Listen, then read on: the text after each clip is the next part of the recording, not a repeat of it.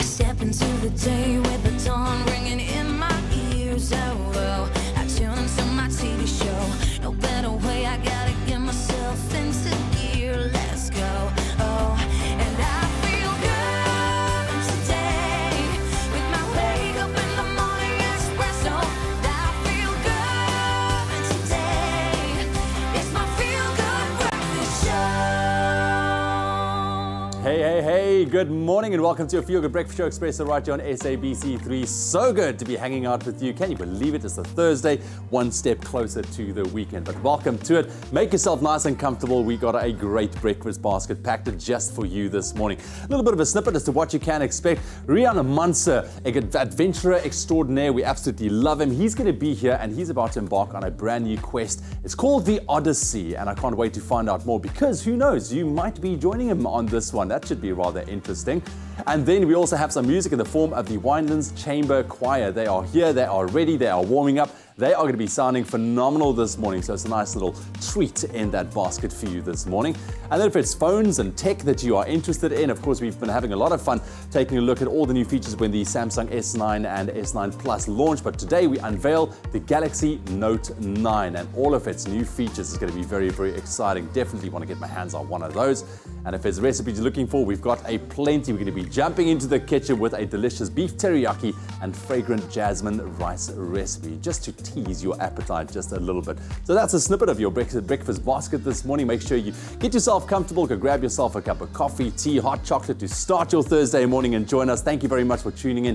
This is your Feel Good Breakfast Show. Let's get your Thursday morning now underway officially with your news headlines. Here's Zoe.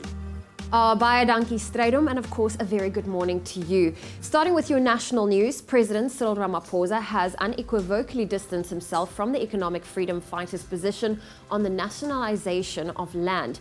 Answering questions in the National Assembly yesterday afternoon, Ramaphosa said it was decided at a recent cabinet lekgotla that the state should embark on a process of rapidly releasing land which belonged to it.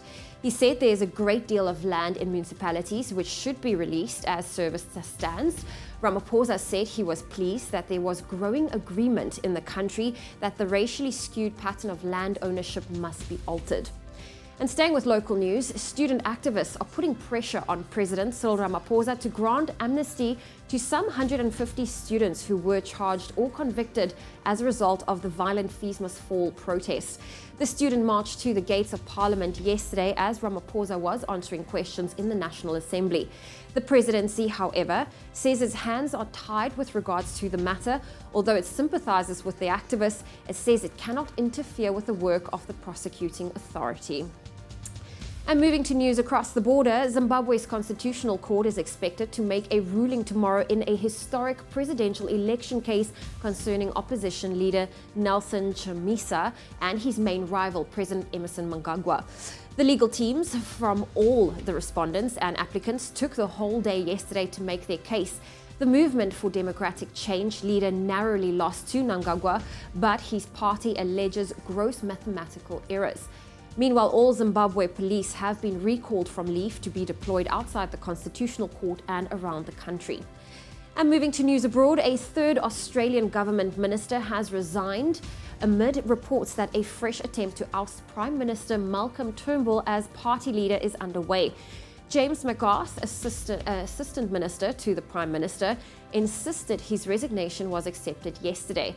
On Tuesday, Turnbull won a party leadership vote and 10 ministers then offered to resign.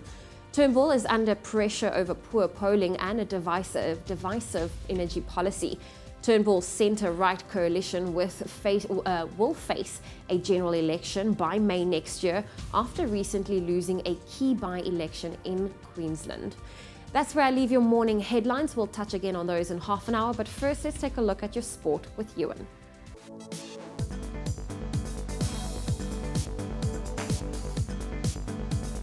Thank you very much, Zoe. It's nice and early on your Thursday. Let's run you through your sport headlines for the first time on your Thursday. Starting off with soccer news, Mamelodi Sundowns and Highlands Park had to settle for a draw in the PSL last night as their clash in Pretoria finished goalless. While neither team could find the back of the net, there was some action as Sundowns were forced to play with 10 men after Ricardo Nascimento was shown red in the 50th minute. Now, Sundowns are back in action this weekend as they face Cape Town City in the MTN 8 semi-finals. And then taking a look at athletics, Costa Semenya added another win to her resume last night as she finished first in the 400 meters at the EAA Premier meeting in Poland. Semenya looked untroubled as she crossed the line first in 50.06 seconds, 10 meters clear of second-placed Polish runner Justyna Święty-Ercetic. America's Jessica Beard finished third in 51.68 seconds. And cricket news, India kept their test series against England alive as they won the third test at Trent Bridge yesterday. India started day 4 needing 1 wicket for victory, and after only 3 overs, James Anderson was caught at slip, which saw India claim a 203-run win. Now, with a 5-match series standing at 2-1 to England, India will have it all to play for when the fourth test gets underway next Thursday. That's where we leave your sport for now. I'll bring another update on those headlines in half an hour's time.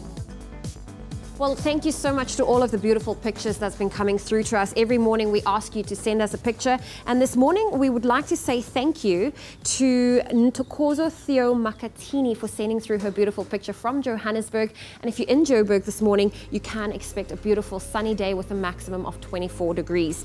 Looking at your temperatures for the rest of the country, Polokwane, starting with you, your minimum for today is 12 with a high of 29.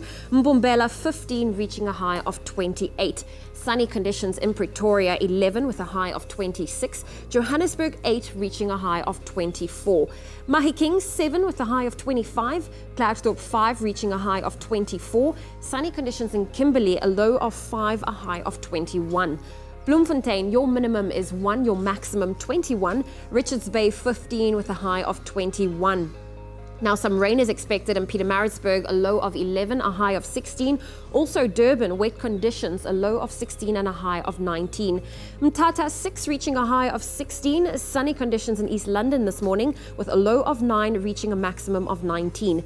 Cradock 3 reaching a high of 19. Sunny conditions in Port Elizabeth 8 with a high of 18. George partly cloudy, a low of 7, a high of 17. Sutherland starting off on a cool -1 with a high of 13.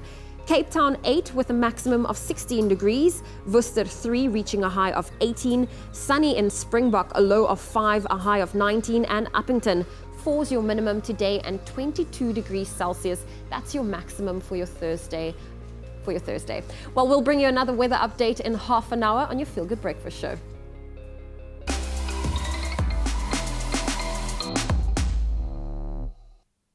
Thank you very much, Zoe. That's the official duties as we start your Thursday. Right now, though, we live in a world that is constantly changing. We know it, and life seems to be getting faster by the day. Welcome, Zoe. Thank you. So as we welcome today, I can't believe it, the 23rd of August. Where is this year flying to? We take a quick look at what happened on this day in history. Well, I can tell you, 2018, please slow down, because you know, on this day in 1305, that's how far we're dialing back the clock. In 1305, we saw the death of medieval Scottish knight William Wallace, who since his death has acquired mythical status in literary works and in the Oscar-winning drama film Braveheart. Look at that, eh? What an epic film. I need to actually watch that again. I haven't seen it. Rewatch it, yeah. And also on this day in 1974, a bank robbery gone wrong in Stockholm, Sweden, led to a 5-day hostage crisis in which the hostages came to the defiance of their captors and actually tried to protect them, leading to the term Stockholm Syndrome. Now, that is the name for feelings of trust or affection felt towards kidnappers or hostage takers by their victims. The Stockholm Syndrome, hey? Yeah, very, very interesting. Yeah. And also what took place on this day in 1991 was when Tim Berners-Lee's invention, which is the World Wide Web, WWW, was released to the general public for free. Now, forever changing the way we communicate with each other and how we access the internet and gain information. What a day. Yeah. What a day that was, Today eh? in 1991, WWW was released That to the world is for free. crazy. That is crazy. Anyways, that's our little bite-sized dose of this day in history. Go out there and just take this day, make it yours, and make it one for the history books. That's right. We're going to be taking a very quick break. Don't go anywhere. When we come back, a very interesting one. Facebook, once again, doing some incredible things. They're testing speech recognition. Ooh. Zoe, speech recognition. Hey, that should be fun. We're going to find out that. And we also have Rian Manse, extraordinaire adventurer. He's here with a brand new quest called the Odyssey, and he's going to be putting our very own Tabiso for a bit of a workout a little bit later on. Stick around for that. Should be fun.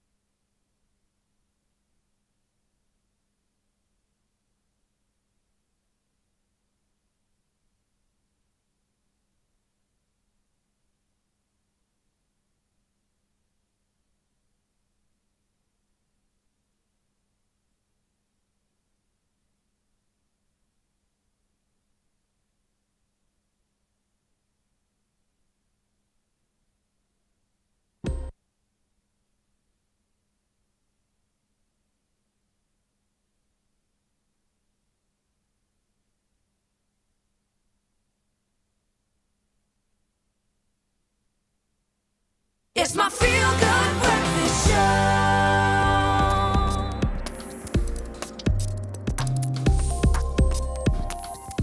Oh, welcome back to your Feel Good Breakfast Show. I hope you filled up those coffee cups as we're about to jump into some tech news. I hope you're ready for this tech news, though. It's very interesting. All right, firstly, we start off with some news on Facebook. Now, this week, a tech investor uncovered that Facebook appears to be testing speech recognition software that will hopefully allow users to interact with the app and the Messenger app more easily. All right, now, this is rather interesting and a big one for Facebook at that as well, because going under the name Aloha Voice, like that. So now this could be their competition to, the Google Assistant and also Amazon's Alexa. But nothing has been confirmed or denied for that matter. But imagine a Facebook app where you could simply give voice instructions to search for events or comment on posts or even like photos. And this could really be a reality someday soon, eh? See, this just confirms the fact that your technology devices not only spying on you, but it's listening to you and soon will be understanding you. I mean, have you not I remember the one day I spoke about, I need to book a cleaning services. Yeah. And soon after that,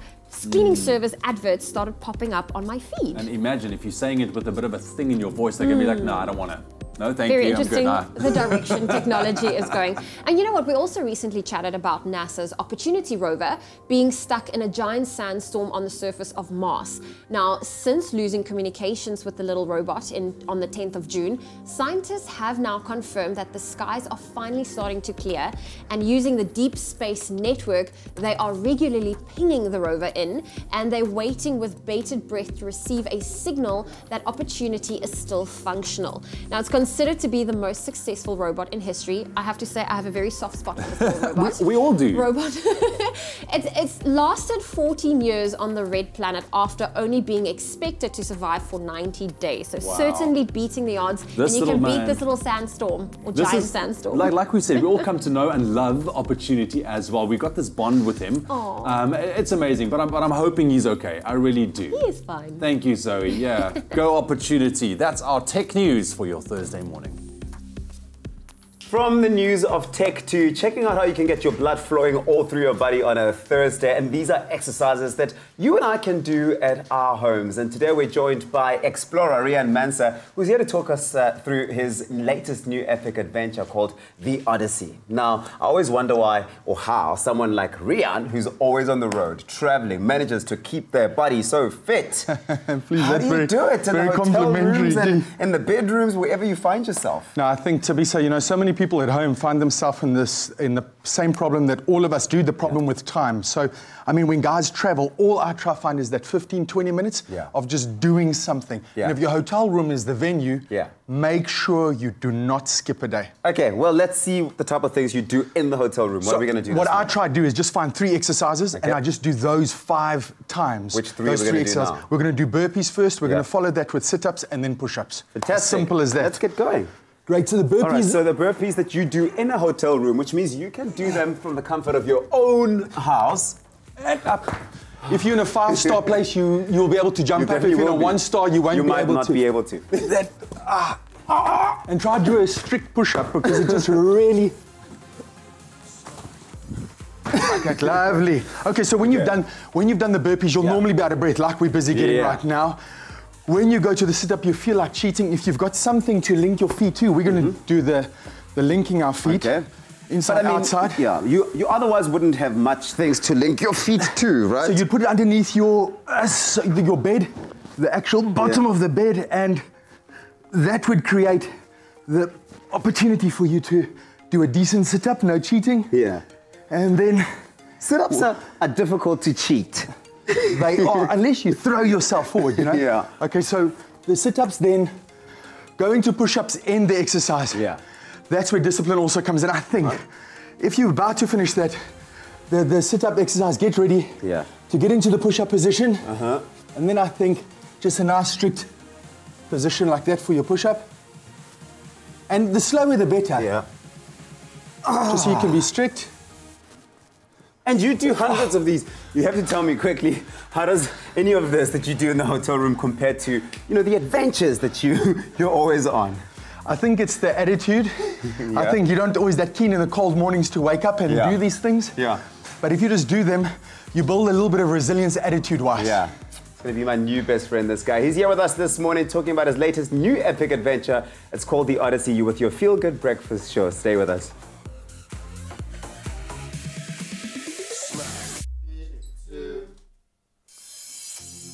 Man, what a way to wake up. Get in here, my brother. Get in here. Come here, come here, come here. Here I am. Come here. How's it, my dude? Okay, what are you hooking Listen, up for me this morning? How was that to wake up early in the morning, man? It's my first active thing to do this morning. I like it. I like it. I think I'm done with the day. I can go take a nap. Listen, well done, well done. I mean, Rian Munster, you know, he's you don't mess with him in his fitness routines, man. That's crazy. He's got the right attitude. Absolutely. For it as well. Right now, though, we know BioStrath is everything you need for the whole family with over 60 nutrients and 100% natural. It's a perfect way to start anyone's day. And this morning, I'm going to use it to make a delicious strawberry and coconut smoothie with our BioStrath. So, dude, this is a great way to recover after a smoothie. Even if you don't exercise, you know, just for the morning, have this because it really boosts the immune system. And this is what we want. So, it's going to be a nice little coconutty flavor. So, we got our coconut milk. That's going to go in there. Oh, coconut milk is all the goodness, hey? All the goodness. I've got some coconut ice cream. Oh, ice cream, what am I saying? Yogurt. Okay. Got me excited. I'm at dessert already, dude. I'm at dessert already. All right, I've got some chia seeds as well. Okay. And that's also a great source of plant protein. And then our delicious strawberries. Now, strawberries are in season at the moment, which is perfect. And you want to buy seasonal fruit and veg, man, because, I mean, that's when they are highest in their nutrients, which is amazing. I'm just going to pop a few in there and leave some for us to eat because we can. And then our BioStrath. And like I've mentioned, over 60 nutrients in there. It's 100% natural. There's no colorants, MSG, or even stimulants in there. So it's a great way for the whole family. And it tastes great, man. It takes me back to my childhood years always. It really does. I mean, I literally grew up with this stuff. I look forward to one day in the week where I've done a fitness workout and I come here and have to have some of this. It's just the best thing. Well, you're going to have it now. There we go. Do you mind? Oh my goodness, I'll just unplug this whole I'll thing. plug it in for us. Go for it so I can blend this up. The keyword is drink. SMS that to 33728. That's drink to 33728. There we go. So now we're just going to use our hand blender. You can, of course, make it in your smoothie maker, whatever you do, but this is nice and easy for us. And you can see the strawberries adding some nice color in there as well.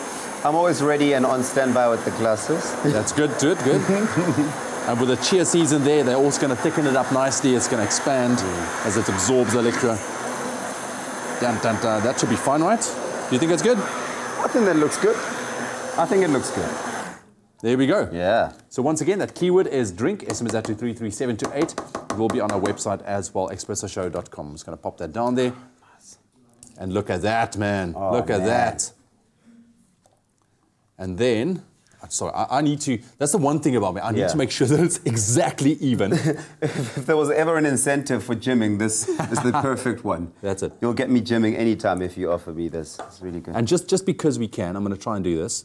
Bam. Woo. Aesthetics. Bro, there we go. How's that? How's that? Should we taste it? I need to have a taste this. Well, I have to have all of it. Coconutty, strawberry, you get the chia seeds for the crunch. I love it. Texture. Nice one, dude. Enjoy that one. The keyword is drink. It's about 33728. Now remember, like I mentioned, BioStrath is 100% natural, and it also gives our bodies everything that we need throughout the day, assisting with benefits such as focus, energy, stamina, immune support, and recovery. Exercise, just like that, is really the perfect supplement for the entire family. Try it out. Only BioStrath gives your body more than 60 of the essential nutrients it needs every day. BioStrath, get what you need naturally.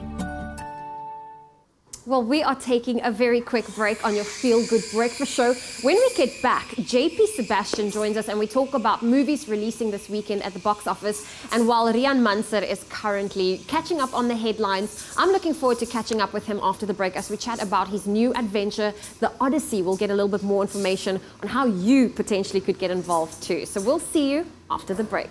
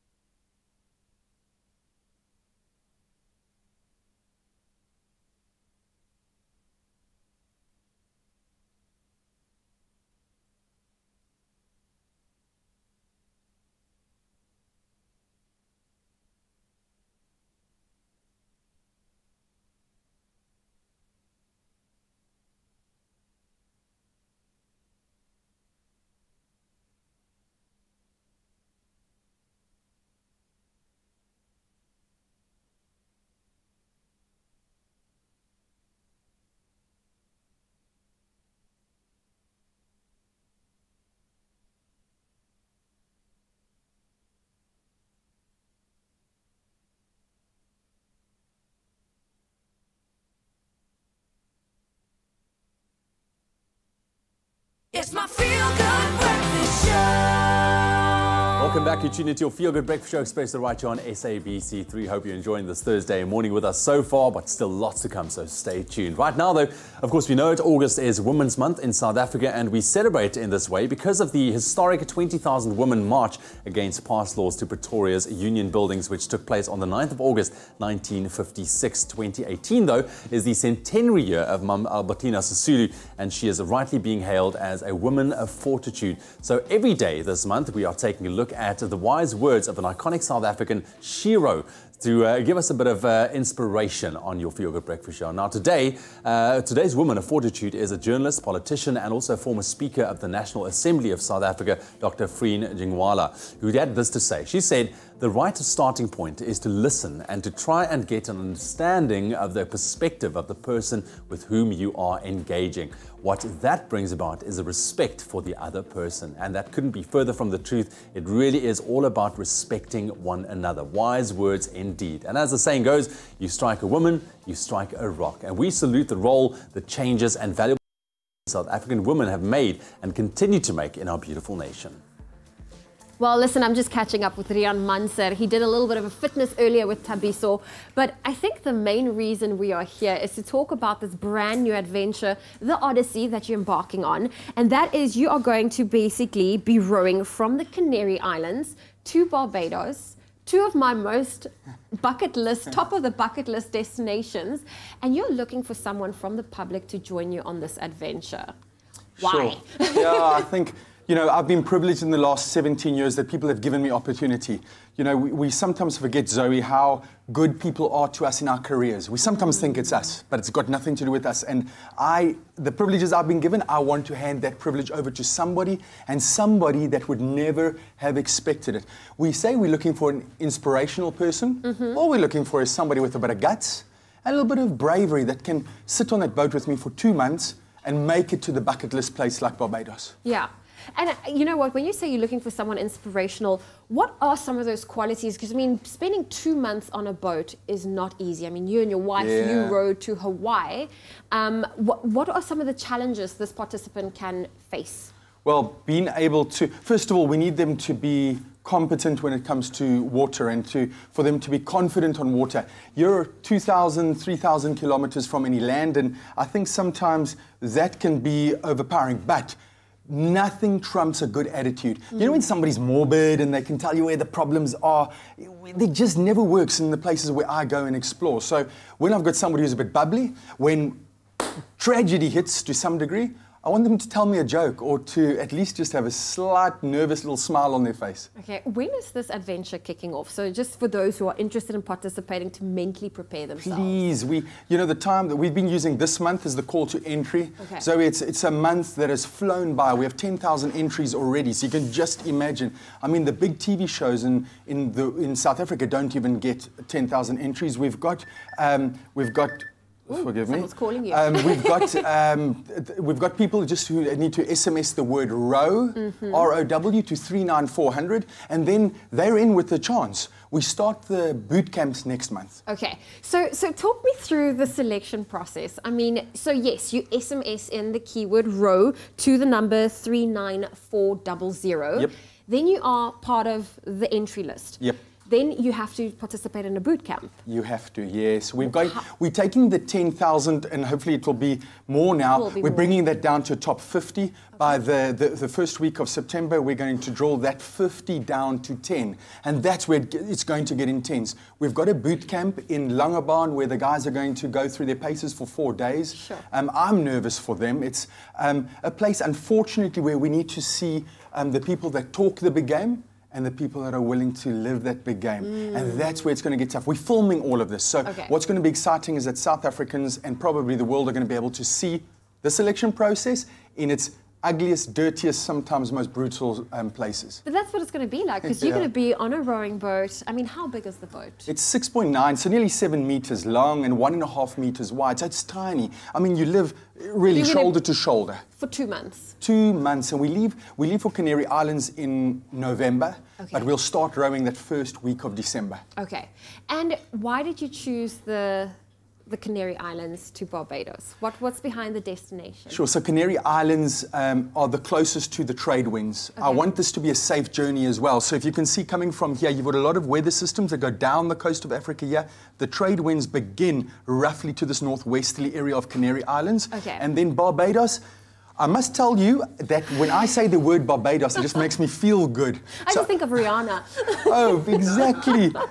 So really, there's no other reason. There's a lot of islands along this windward side of the Caribbean. I just chose Barbados because it sounds good. Okay. Well, listen, this is going to be an adventure that we cannot wait to witness and, you know, potentially embark alongside with you, whether it's in, you know, in spirit and mind, sending you positive energies. But of course, you are looking for that person from the public to join you on this epic adventure. It's called the Odyssey. And if you would love to enter, why don't you SMS that keyword? It is row to the number 39400, and you can complete the application form. Those T's and C's do apply, and the entries close on the 31st of August, which is next So week. get them in. You don't have to be Olympic rower.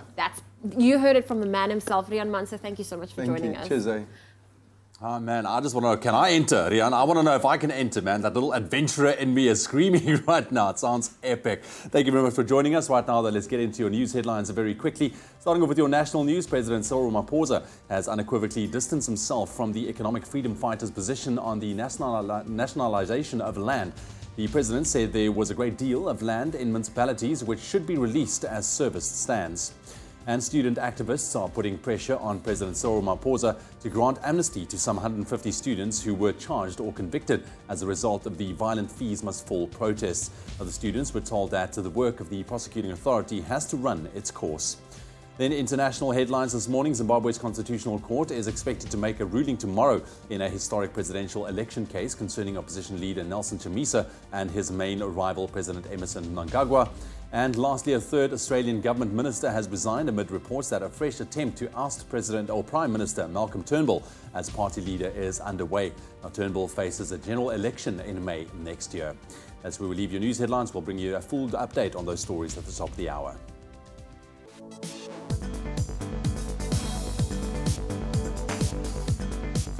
Right, running you through your sport headlines once again in your soccer news this morning. Mamelodi Sundowns and Highlands Park had to settle for a draw in the PSL last night as their clash in Pretoria finished goalless. In athletics this morning, Caster Semenya added another win to her resume last night as she finished first in the 400 meters at the EAA Premier meeting in Poland. And the cricket news, India kept their test series against England alive as they won the third test by 203 runs at Trent Bridge yesterday. The fourth test of the 5-match series gets underway next Thursday. I'll expand on those stories at the top of the hour.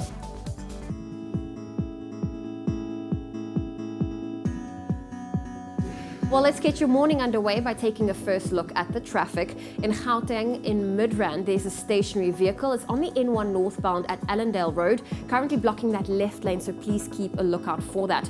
In the Western Cape in Bellville, on the N1 inbound, there's an accident that's between Sable Road and the M5. All traffic lanes are open to traffic, however, you can expect delays. That's where I leave your traffic. I'll have another update for you in half an hour. More than a club, more than an appliance brand. Defy. It's time to see what the weather has in store for us today. But first, we asked you to send us your sunrise pictures and show South Africa what your morning looks like. And Ntokozo Theo Makatini, all the way out in Johannesburg, has sent us this stunning picture with plenty of sunshine expected today and a maximum of 24 degrees. And look at your temperatures across the country right now. Polokwane starts off at 12, ending off at a maximum of 29. Mbombela, 15 and 28. Pretoria is sunny with 11 and 26. Johannesburg, 8 and 24. Mahikeng, 7 and 25. Klerksdorp, 5 and 24. Kimberley expects some sun today, 5 and a maximum of 21. Bloemfontein, 1 and 21. Richards Bay, a minimum of 15 and a maximum of 21. Pietermaritzburg, 11 and 16 with some rain. Durban, brace yourself, some rain as well, 16 and 19. Mthatha, 6 and 16. And if you're in East London, it's 9 and a maximum of 19. Craddock, 3 and Max of 19. PE 8 and 18. George 7 and 17. Sutherland is at -1, hitting a high of 13, with the Mother City at 8 and 16. Worcester 3 and 18. Springbok 5, hitting a maximum of 19. Uppington 4 and 22. Remember, you can also share with the rest of us what your morning looks like by sending those sunrise pictures of yours to our Facebook page. Your next report will be at 7 o'clock. Now, we have a truly special group of performers with us this morning. They recently achieved amazing results at the 2018 World Choir Games in Pretoria, and they've earned themselves a spot at the 2020 Games in Belgium. Now, it's the Winelands Chamber Choir, and their first performance that they'll do a little bit later is a rendition of The Lord is My Shepherd, and I'm looking forward to that. I'm joined by their conductor, Thurlow. Good morning. Good morning. Welcome to Expresso, and congratulations on that fantastic accolade. Like, that is incredible. Thank you so much. What went down in Pretoria at the World Games? It was the first time that we took part at the World Choir Games. It was a bit quite anxious. Okay. Because it was our first time and we thoroughly enjoyed it. There were lots of nerves involved, but we thoroughly enjoyed it. Well, you know what, the choir is standing here behind me. They're absolutely beautiful. Tell me about the members. Like, who participates in the Winelands Chamber Choir? Okay, so these are members who actually came from a children's choir. Okay. And they came together at a funeral, at a stage, and then they decided they still want to sing. Okay. And they were established in 2010, and by the previous conductor, Ivan Lekay. And about last year, I was just the accompanist. I was just playing for them. Okay. And there was a performance where they said they need a conductor in front. And I just raised my hands, and from there, everything we just made music together. just went from strength to Yes. strength. How often do you guys get together to perform? Because, I mean, now you need to prepare for 2020 Yes. Belgium. I mean, that's absolutely incredible. Well, when it comes to preparing for such an event, we actually really need to put in a lot of hard work. And trust me, it was a lot of hard work. But we normally have our rehearsals on a Sunday afternoon at 4 o'clock in Paarl. Sure. Well, Yes. It sounds incredible. And I mean, everyone's looking beautiful. They are ready. They are ready to perform. And they will be performing a little bit later for us on your Feel Good Breakfast show. So don't miss a thing. You're still with your Feel Good Breakfast show. That I'm looking forward to hearing, but also coming through because the weekend is upon us. JP is in the building and will tell us all about the movies to check out tomorrow. That's it. He had a bit of an ache in his back this morning. I saw probably all that He's bag fine. of popcorns. He's I don't know, fine. man. He's being a big baby. Hopefully he's going to be generous this morning as well. And then, of course, we got to know them, the Winelands Chamber Choir. They are here and they're going to be performing for you in just a couple of minutes. Stick around for that.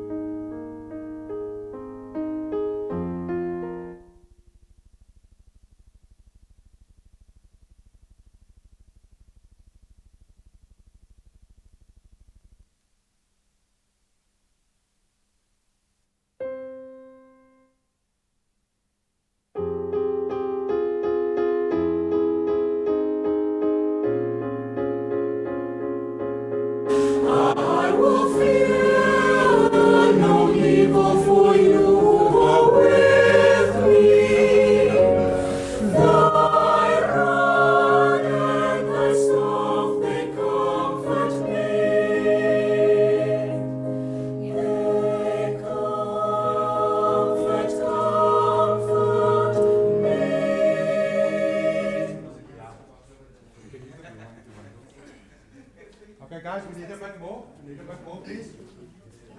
Prepare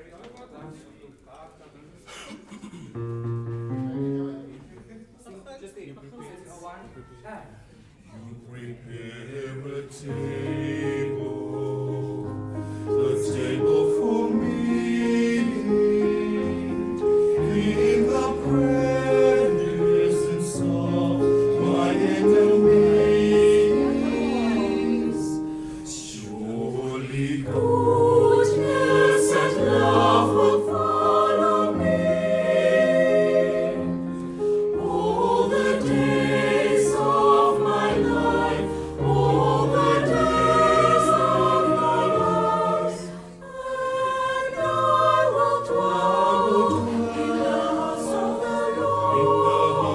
all the days of my life, of my life.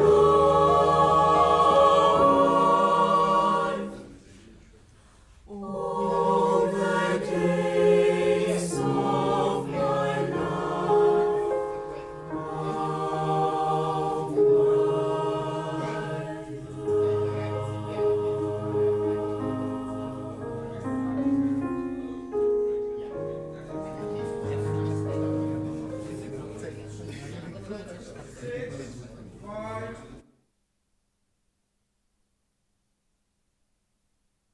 It's my feel-good breakfast show.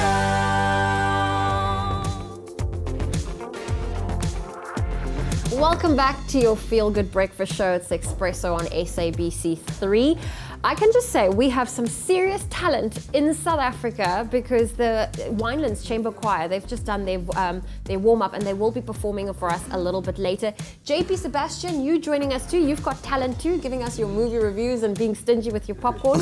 But while he celebrated his birthday earlier this week, we're going to celebrate you too. But first, we want to catch up with our local entertainment news. That's right. Let's have a look at the local entertainment scene. Now, this news came in yesterday. The home that Letta Mbuli spent her childhood at is now being turned into a heritage site. So she spent her childhood in this during the unrest of apartheid. Will be given a blue plaque from Heritage Ways in partnership with the city of Joburg. Now, the jazz veteran Letta Mbuli has been left honored and humbled over news that her childhood home in Soweto will be named a Johannesburg Heritage Site next month. Now, this home, if you know Soweto, is situated in the most beautiful place in Mulahlwe Street in Orlando East, which is absolutely beautiful. It's a burst of culture. It's a burst of just awesome energy.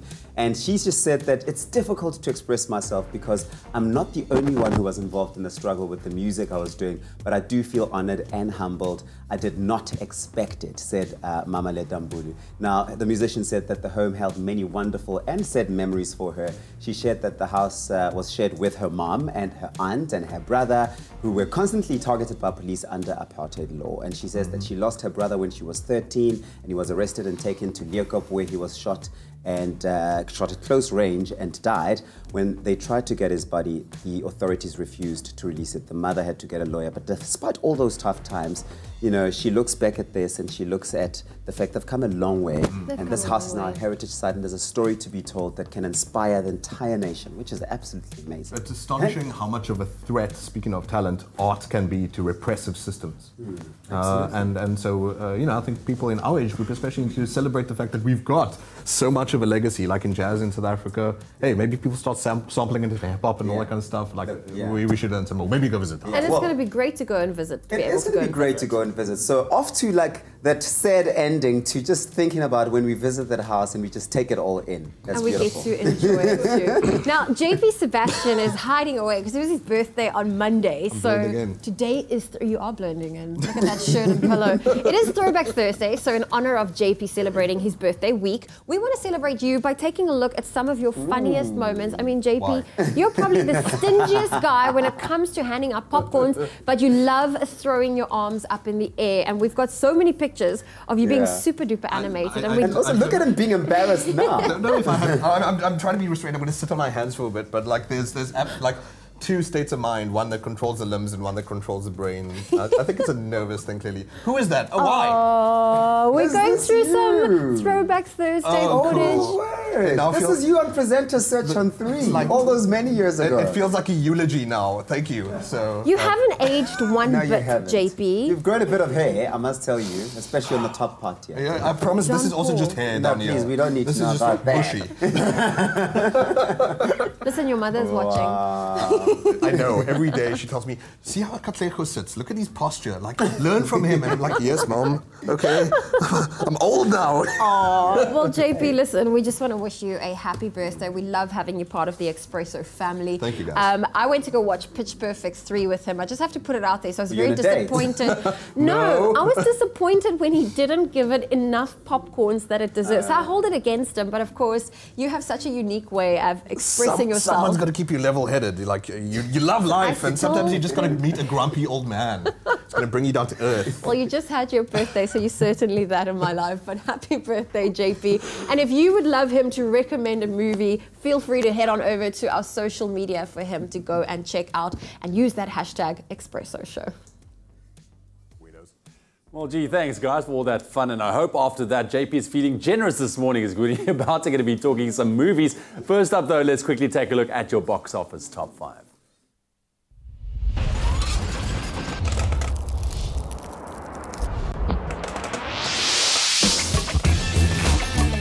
Mila Kunis and Kate McKinnon enter the mix of giant sharks, suicidal spies, and sing-songy types. Here's SA's top 5 films. 2 weeks in the list is great for a local, but it's nearly into the wilderness, with Storm Up in 5th. Mom and daughter sing just fine, but the possible dads, there has to be a 4th guy. All I'm saying. Mamma Mia 2's 4th. Sure, Tom Cruise for real put a helicopter in a near-death spiral for you, but okay, Mission Impossible Fallout 3rd already. Unlike some spies who dare just break up with you over text, The Spy Who Dumped Me starts 2nd. And Jason Statham found it more meh than Megalodon. You clearly disagreed with its hero, keeping the Meg 1st. All right, well, there we have it, your box office top 5. JP Sebastian, the man of the hour right now, the grumpy old man, like he called himself.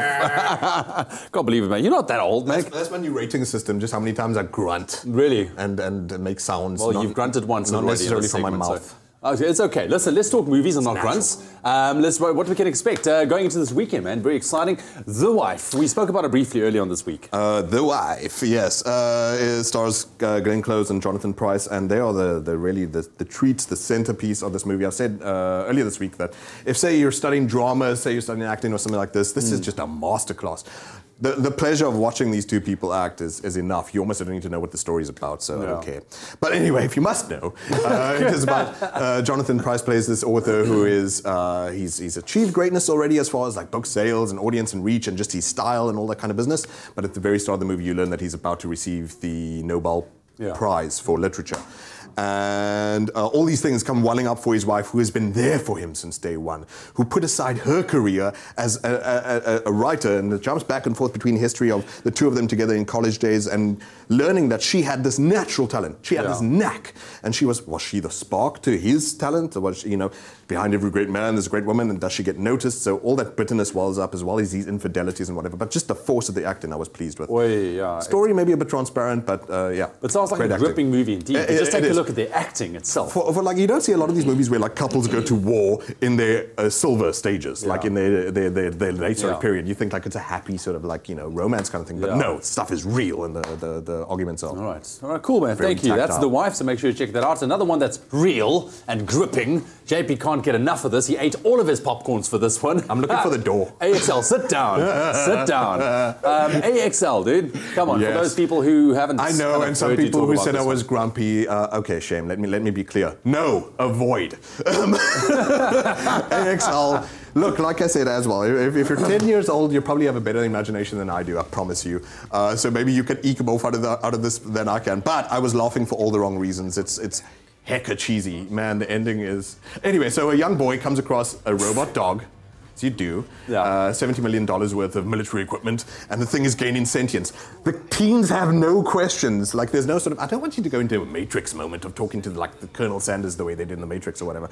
But how is this dog recognizing other life? How is it experiencing itself? It's just like it finds a very dangerous dog made for murdering people in war zones, and this dude's just like, yeah, let's like do some sweet ramps and stuff on my motocross bike. It's the bond between man and machine, JP. Okay. Yeah. Okay, he called it. These are the excuses you use for having young boys of your own and just being diplomatic and being like, this is the reason I'm subjecting myself to this movie. It's clearly more philosophical. Stop. Okay, The Equalizer 2. Let's move on. I'm going to prove my age here by saying, even though I haven't seen the first one, I've just seen enough of the marketing of this to know that I'll use an old school word that I don't know if my people still use. But this movie looks juts, my bro.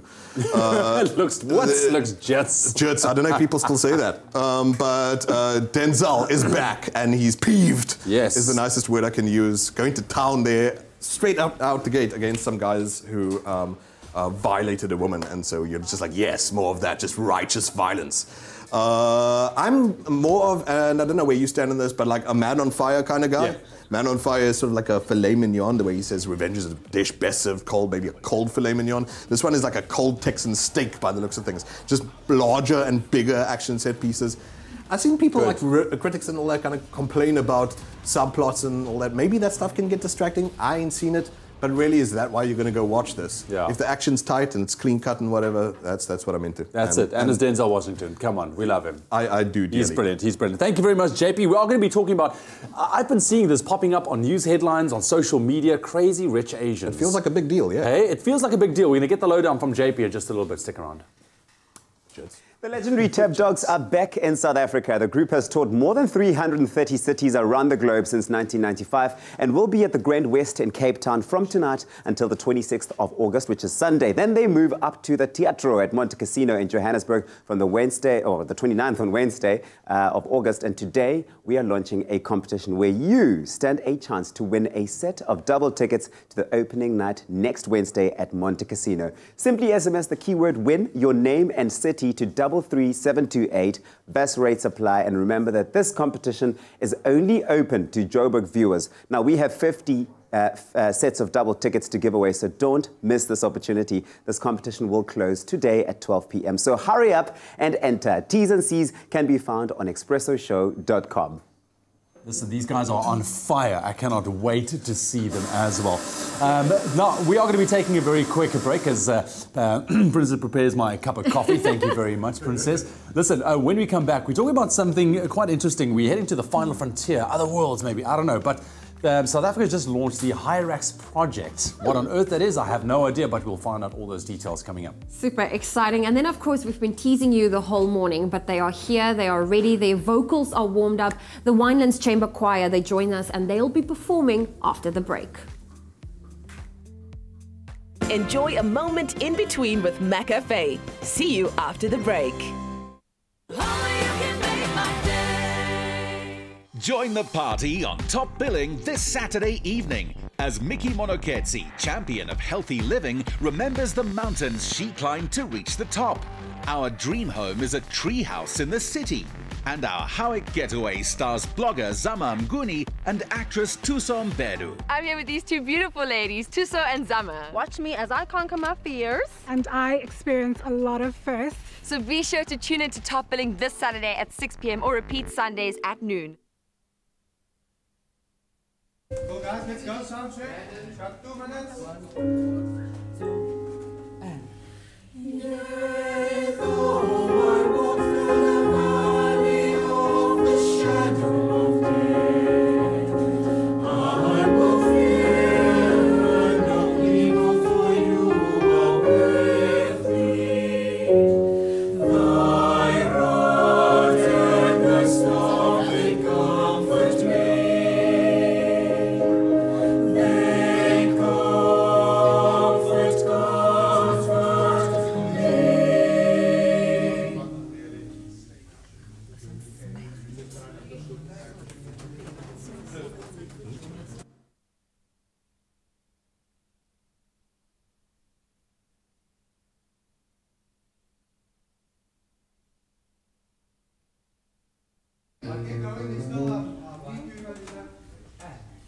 You prepare a table for me in the presence of my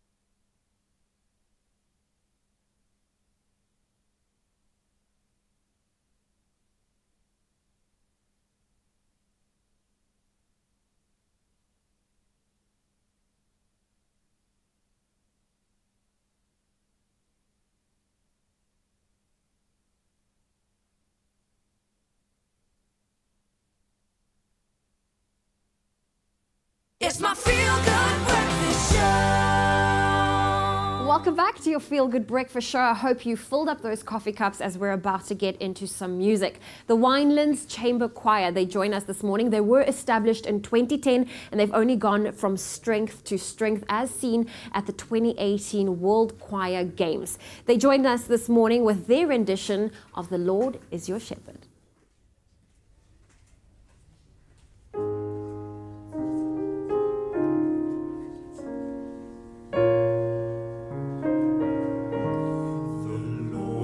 My shepherd,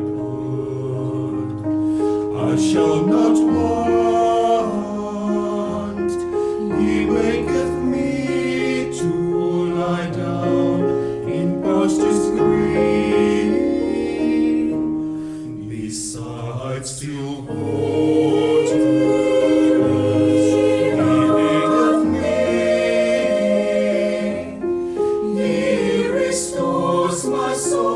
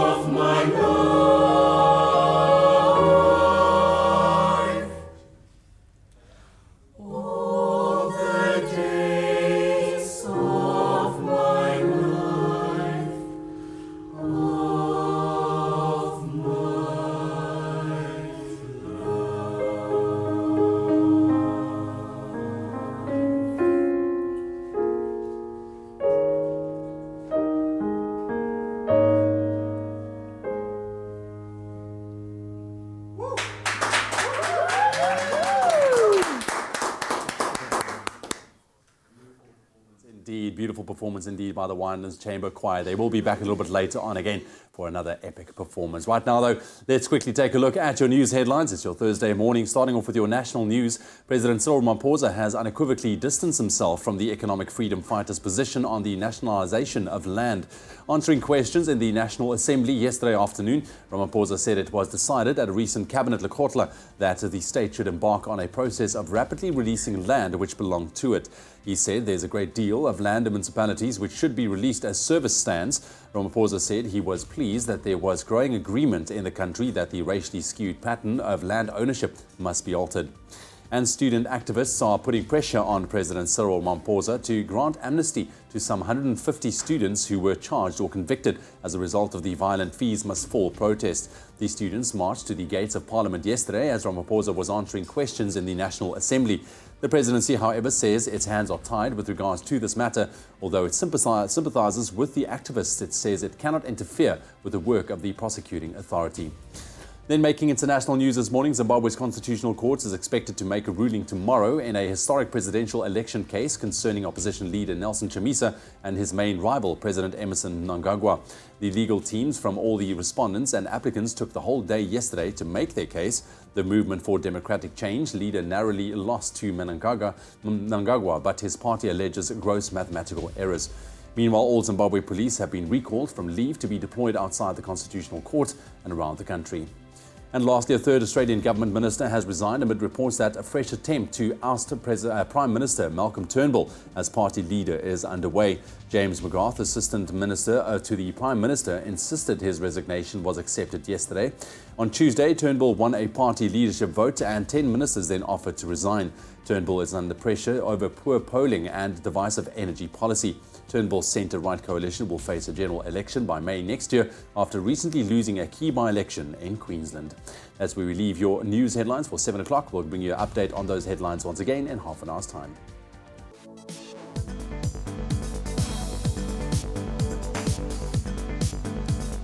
But let's quickly take a look at your sport headlines, starting off with soccer. Mamelodi Sundowns and Highlands Park had to settle for a draw in the PSL last night as their clash in Pretoria finished goalless. While neither team could find the back of the net, there was some action as Sundowns were forced to play with 10 men after Ricardo Nascimento was shown red in the 50th minute. Sundowns are back in action this weekend as they face Cape Town City in the MTN 8 semi-finals.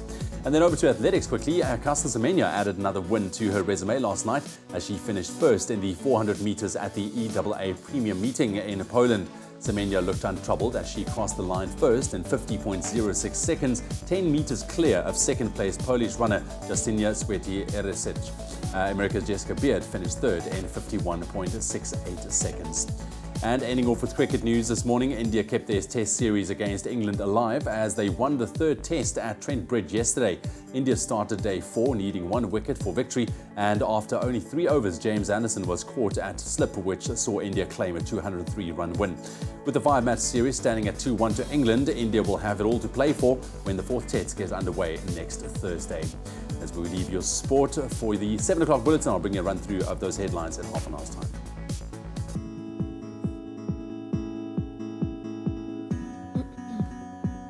Let's take another look at the roads in the Western Cape if you're travelling by train.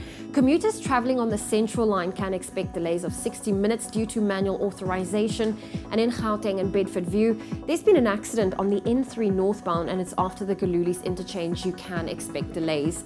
I'll have another update for you in half an hour. More than a club, more than an appliance brand. Defy. It's time to have a look at your 7 o'clock weather. Now, before that, a look at this picture from Samelo Ngcobo out in Pietermaritzburg of clear blue skies there. However, showers can be expected for most of the day in Pietermaritzburg with a low maximum of 16 degrees. Make sure you send us your pictures of your sunrise and show us what you wake up to on our Facebook page. And look at the temperatures right now. Polokwane is at a minimum of 12 and a maximum of 29. Bombela 15, 28. Sunny Pretoria 11 and 26. Johannesburg 8 and 24. Mahikeng 7 and 25. Klerksdorp starts off at 5, ends off at a maximum of 24. Kimberley 5 and 21. Bloemfontein 1 and 21. Richards Bay 15 and 21. Pietermaritzburg 11 and 16 with some rain today, as well as Durban. Expect some rain there, 16 and 19. Mthatha 6 and 16. East London is sunny today with a minimum of 9 and a maximum of 19. Craddock is 3 and 19. PE 8 and a maximum of 18. George 7 and 17. Sutherland -1 and 13. Cape Town, the mother city, is at 8 and a maximum of 16. Worcester starts off at 3, hitting a high of 18, with Springbok at 5 and 19. Uppington has a low of 4 and a high of 22. Your next report will be at 7:30 this morning. Now, we've said this before and we'll say it again, life is certainly getting faster by the day. Now, we're connecting with you on Facebook, and since August is nearing to an end and spring is around the corner, we've asked you what's been the highlight of the month of August for you. And taking a look at some of the wonderful responses coming through, Vincent shares and says, "Good morning, Expresso fam, and have a happy and blessed Thursday." Thank you for that, Vincent. Natasha Mentor says, "Good morning, Expresso familia. First of all, thanks to God for adding another amazing year and month to my life. My birthday was on the 12th of August. Stay rocking, guys. Yilla is awesome. Well, Natasha, happy birthday for the 12th. Donay shares saying, it's been a devastating month. My dad passed away suddenly on the 2nd, but he is safe in the arms of Jesus. Donay, we send our condolences to you and your family. Thank you for sharing that. Jasmine also says, morning, watching my baby bursting in laughter is such a wonderful moment in my life. Well, Jasmine, thank you for sharing that. And to each and everyone that commented on our posts, continue to do so, and remember that hashtag Expresso Show. Patience, can I have a muffin, please? While we wait for that muffin, we're going to be taking a very quick break. Thank you very much, Princess. Very interesting. I think another step forward for South Africa with regards to astronomy and looking at the stars. The Hyrax project has been unveiled. I don't know what that is. I don't know if it's got anything to do with the SKA. I want to hear what it is. Well. We're going to find out. Well, also coming up, Samsung Galaxy Note 9 has been unveiled. You get to hear all about the features. So stay with your Feel Good Breakfast Show Expresso after the break.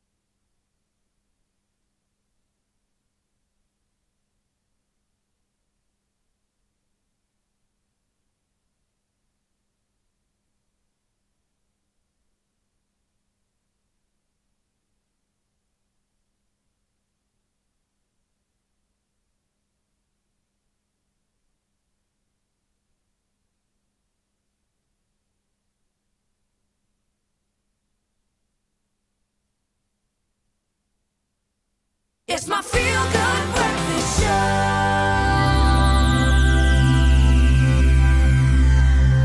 Yep, there we have it, heading to the final frontier. Welcome back. You're tuned into your Feel Good Breakfast Show Expresso right here on SABC3. Now, a few weeks back, South Africa officially launched the Meerkat Radio Telescope, which will form part of the SKA project and usher a new era of space and science exploration. But now, it has been announced that we will be launching another large-scale project, and this time it involves 1,024 dishes. It's called the Hyrax, and here to unpack is outreach astronomer Dr. Daniel Kanama. Daniel, lucky to have you, my brother. Thank you. Once again, you must be very excited at the news. This is interesting, man. So, didn't we just build the radio telescope? Yeah. Like we did, right? Yeah. So, like you said, I mean, we just launched a Meerkat just outside Carnarvon. That's got 64 dishes. They're about 13.5 meters. Okay, so now bigger and better, I guess. Well, different. So these are actually smaller dishes. They're about 6 meters across. Okay. But there's going to be just over 1,000 of them. They're going to be all very closely packed together. And basically, it's going to be sensitive to a different frequency band, which means we can look at something else. Basically, whenever we look at a different wavelength or frequency band, we can learn something different about the gas in the universe. Yeah, okay. So what, if you had, just to unpack it for, in layman's terms, what's the big difference here between the two, the Hyrax and the SKA? Okay. Yeah. So basically, it's just what exactly it's going to look at. Okay. So the SKA, those Meerkat dishes, is a high frequency array. You can have a low frequency array, which is like your TV antenna. It's a sort of very simple wire. And this is kind of filling the gap, so between high frequency and low frequency. And what it's going to be sensitive to is something completely different again. Yeah. So what is it that we will be looking for then with the Hyrax? I mean, what will it be able to pick up, so to speak? So it's got two main goals, this instrument. It's going to look at a very large section of the sky quite regularly, so daily. And what it's going to be able to do is look at neutral gas, so neutral hydrogen, between 7 billion and 11 billion years ago. Wow. So looking back right to near the beginning of the universe, and it's going to be able to map that neutral hydrogen. Yeah. And from that, we should get some understanding of the characteristics of dark energy through that time, which is something we really don't understand. Yeah. So it's going to give us some insight for that. That's the main goal. The other goal is to look for something called fast radio bursts. So every now and again you get this burst of radio energy which comes out of nowhere, and we don't really know where they come from. Where it comes from, yeah. And this is going to be very sensitive to those. We've probably only detected, a dozen or 2 dozen ever of these things. This should be detecting about a dozen a day.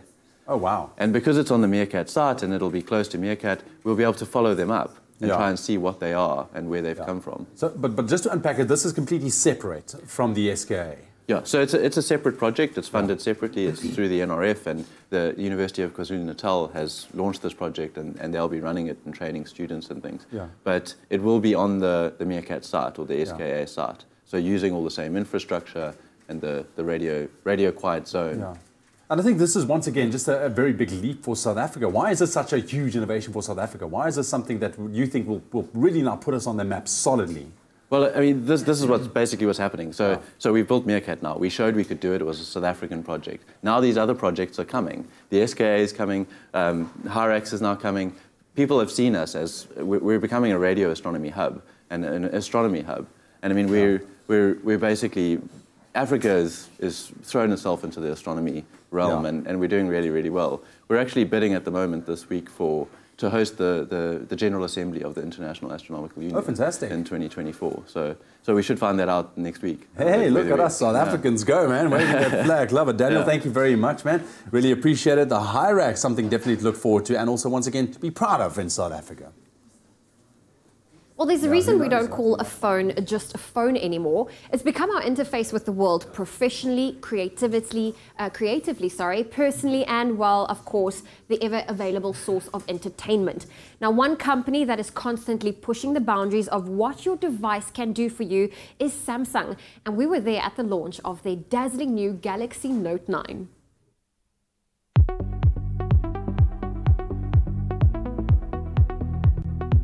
August is Women's Month, and I'm here with other incredible women celebrating a true game changer. Let's see and unpack greatness right here in Rosebank. Galaxy Note 9 has always put powerful technology in the hands of those who demand more, and this one is focused on what matters most in an always-on mobile world. This is an absolute game changer. The Note 9 is amazing. I mean, it's for your writers, your artists, your adventurers, your photographers. I mean, what makes this phone so powerful? Well, as you said, the Note 9 is a game changer product. And, you're speaking about the writers and the artists. That's like just scratching the surface.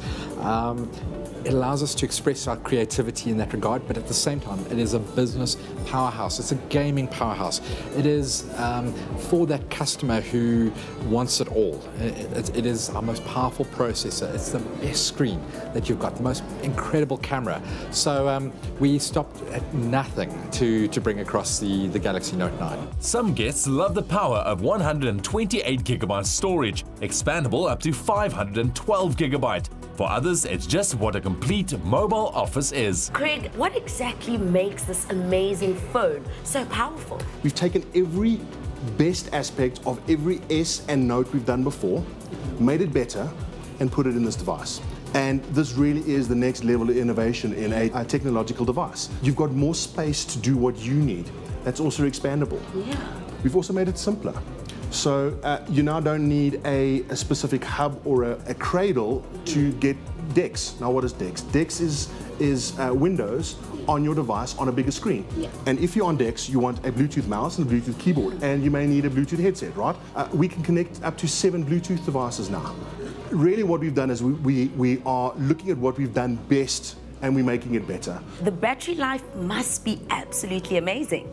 It is, and that's one of the things that we've touted as being the best. The reason why we're saying that you'll get through a whole day no matter what you want the device to lift will be because we've made everything even more processor friendly. We have to make sure that the consumers buy into the promise that the device will last all day. And we're going to stand by that. The screen size is remarkable. Tell me a bit more about that. So it's a 6.4-inch screen, which is huge by smartphone standards, and yet it is in your hand. It's the same size as any one of our other products that we have, because we're able to take the bezel, the border around the phone completely away. We have end-to-end screen in that regard. While watching the unpack, something that struck my eye was the S Pen. Tell me more about this remote control pen. So as you said, it is remote control. So why don't I set the phone up, okay, where I want to get the perfect image, then walk over to you, we can stand there, and with the S Pen, I just click the button on the pen and immediately it activates the camera. The camera clicks away, takes the image perfect, and we're all happy. But the S Pen goes further than just taking pictures. I can plug it into a monitor, the phone, and control my PowerPoint presentation from my S Pen. So I can be standing in the boardroom and running my entire presentation just clicking.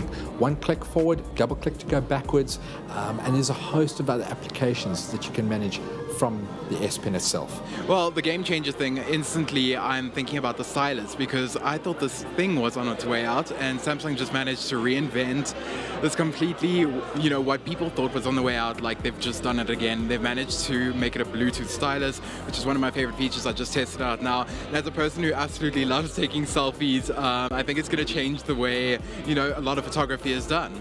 Well, I think the S Pen, the fact that you can link it up to your phone and just use it to take photos or use on a presentation, I think that's pretty cool about the game changer. I also think the 6.4-inch screen is going to be a real good thing. During the unpack, we found out more about the Samsung Pay. What exactly is it, and has it reached South Africa yet? So Samsung Pay, phenomenal technology. It really is so simple. Let's assume we're at a restaurant now, and we are, and need to pay for this meal. Yeah. I take my brand new Note 9, and as you can see, I'm in my lock screen environment, my home screen, and without any issue, I just swipe up immediately. There's my bank cards available, my different bank cards that I've got, and I select which bank card I want. I authenticate with my irises. Just look at the phone, it picks me up immediately. I tap, job done. Payment goes through, and it's as easy as that. So, as we say, simpler, safer, and working anywhere. Thank you so much, Justin, for your time. Now, as the brand new Expresso presenter, I love to take pictures with my guests and do like a wall of fame. So can we take a picture later on using your Note 9? Definitely, and I think we can put the little camera through its paces then. Yay! Yeah. Okay, great stuff. I can't wait. The dual aperture adapts like the human eye for stunning shots, day or night. With flaw detection and sense optimizer, it's impossible to take a bad picture. I come from a fashion and beauty industry, so I was talking to Craig and I was like, how do you incorporate it? And for us, fashion and beauty people, the videos, the picture quality, and basically the functionality, that works absolutely perfect for us. This is an absolute game changer, like myself, and as the brand new presenter for Expresso, it's going to fit in quite well into my life. From preparation to interviews and taking pictures with my guests, I'm about to live my best Note 9 life. Oh, Mosta, so cute seeing you on your first insert for the Expresso show. Wonderful stuff. But for today's fitness workout, we're joined by Rian Mansa, who is a great explorer of all sorts of things. You go on different voyages all the time, but sometimes you don't have the luxury of time or space to get ready as you jump out of bed. Exactly. Yes, Tabby. So, the thing is that I travel a lot, and like many people who are watching the show, we get stuck in hotel rooms with a lot of excuses. So I like doing short little exercises in the hotel room. Sometimes not enough space, but I'll show you 3 exercises that I do. I take these 3 and then I just follow them 5 times. Very simply. Okay, cool. Well, if you want to join in the fun, get up and let's do it. Let's do it. Okay, so they're all to get your heart racing. The first thing is shuttles. So shuttles, just resting on your arms and then just moving your legs, and you'd probably do what's comfortable for you. It's not a competition, but let's just do 20. Okay. And we'll just go and don't do short ones. Is the trick to go as fast as possible? It's not. It's the trick is to do them properly. Okay. Lovely. Okay, then after this exercise, What I love is an exercise that everybody usually hates. It's burpees. Oh, I don't like those. The whole idea is that you have to go from a push-up position to a nice flex position above you. Right down in the push-up position and do a nice push-up. If you can come up and lift yourself and then jump. A one-star hotel room won't allow you to jump. Yeah.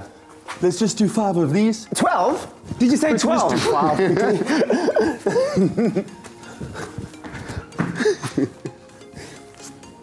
And there we go.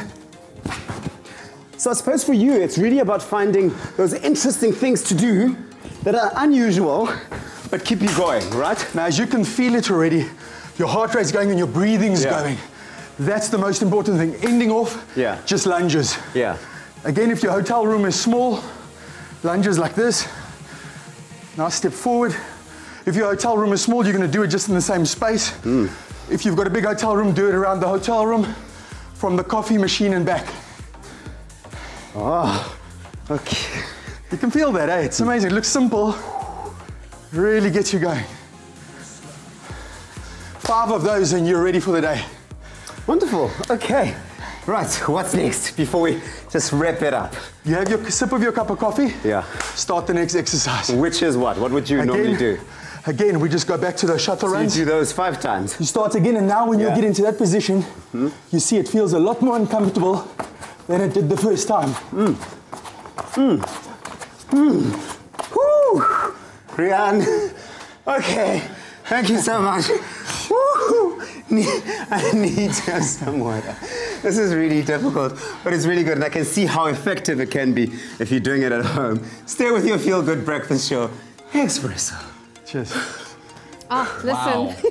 Look at that workout. I think Tabisa's like half dying over there. It's okay. We all have to get through it, and we love our fitness on your Feel Good Breakfast Show. But we're also going to take a quick break. And speaking of fitness, we're going to take a quick preview of what to expect with Varsity Netball 2018, that season kicking off soon. Very exciting indeed. And then we turn to insurance. Do we really understand it? Well, if not, we're going to help you out with a couple of pointers this morning. Stick around.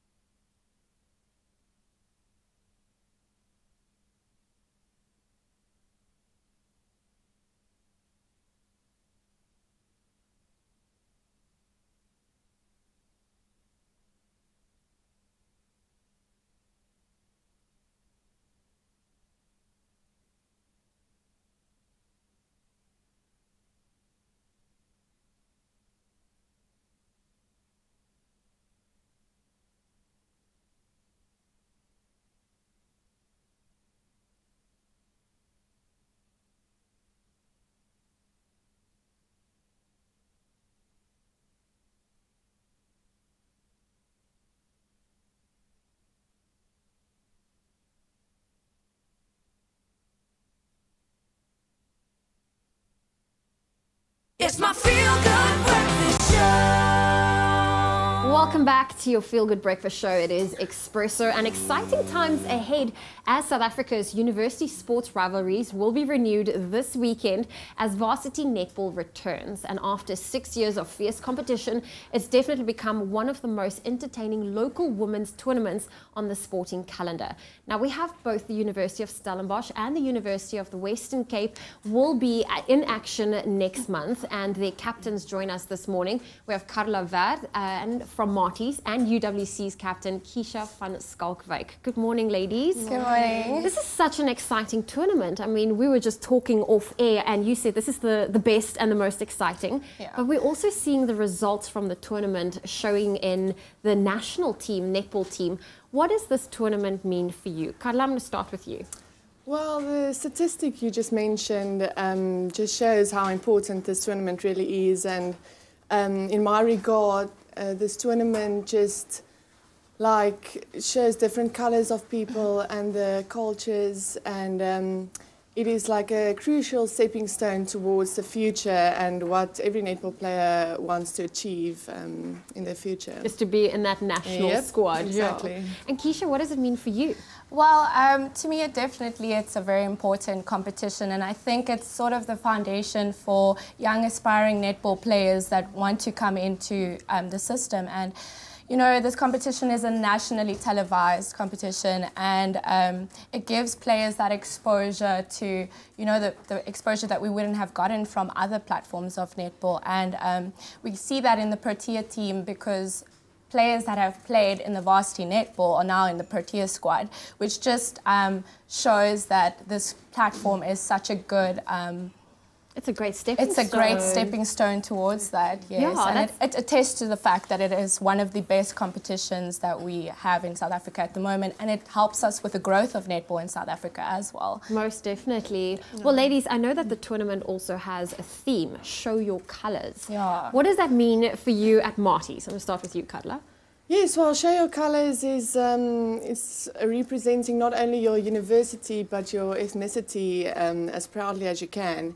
And every time my teammates pull their dress over their heads, it's not like only representing the university, as I just said, but it's representing the country as a whole. Okay. Yeah. And at UWC? I actually got to experience it firsthand this year, and to experience the effort and the commitment from the organisers in the launch and the campaign of Show Your Colours. So it was great for me. And I think one of the main attributes is definitely for the spectators to make it fun and entertaining and to have them come out and support their respective teams and wear the colours of the team. So that for me is fun. And from a player's point of view, it definitely motivates us to do our best to wear our colours with pride and dignity and respect. And for UWC specifically, it is so fitting because we had this underdog tag to our names, as it's only the second year that we're in the competition. So to now get the opportunity to showcase our university is a great stepping stone because it attracts people to come to our university, whereas that might not have been an option for them before. Yeah. So Show Your Colours is definitely great for us, and I think we'll definitely be living up to it this year. Yeah, you guys sound like you guys are hungry and ready to tackle this tournament. So ready. Although no contacts allowed in netball. But lastly, just quickly, who are you looking forward to facing? Because the two of you, when I say the two of you, I'm talking about Marties and UWC. When are you guys going head to head?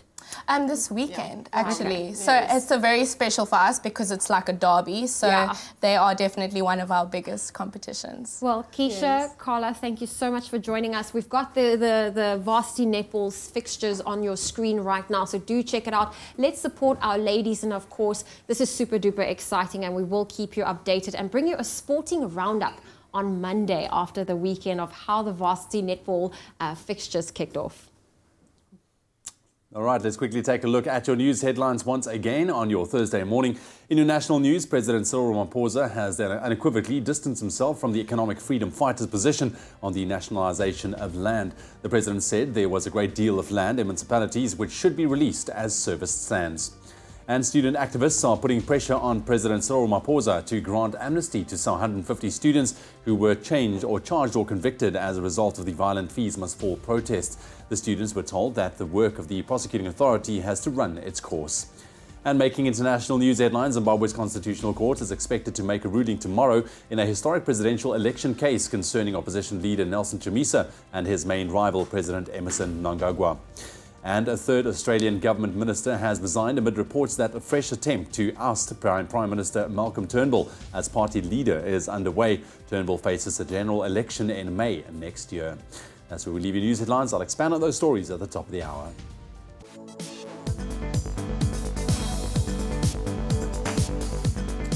Taking a quick look at your soccer, or your sport headlines, starting off with soccer, Mamelodi Sundowns and Highlands Park had to settle for a draw in the PSL last night as their clash in Pretoria finished goalless.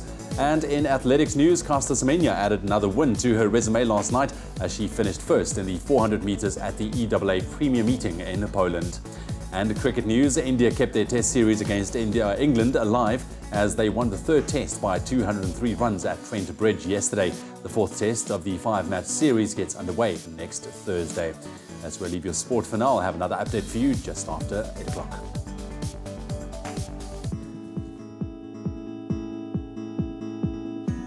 Well, the roads have certainly woken up. Quickly looking at them in Gauteng, Johannesburg, there have been reports of congestion on Olifantsfontein Road eastbound. That's between Africa View Drive and Austin Road. Delays of 15 minutes can be expected.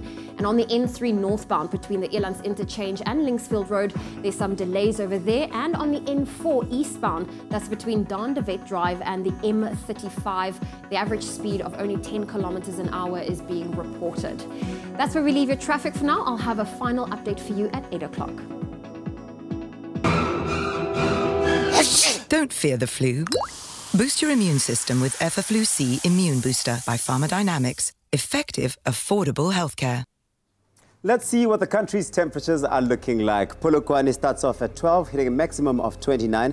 Mbombela 15 and 28. Pretoria is sunny, starting off at 11, ending off at a maximum of 26. Johannesburg 8 and 24. Mahikeng 7 and 25. Klerksdorp 5 and 24. Kimberley 5 and 21.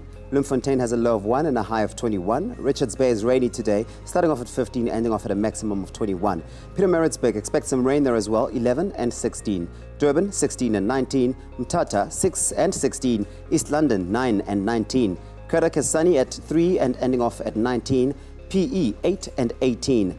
George 7 and 17. Sutherland -1, hitting a high of 13. The mother city is raining right now behind me, but it's also 8 and 16. Worcester 3 and a maximum of 18. And Springbok 5 and 19, ending off with Uppington at a low of 4 and a high of 22. Remember, we want to see what your sunrise looks like. Get those pictures through to us on our Facebook page. And your next update will be at 8 o'clock this morning.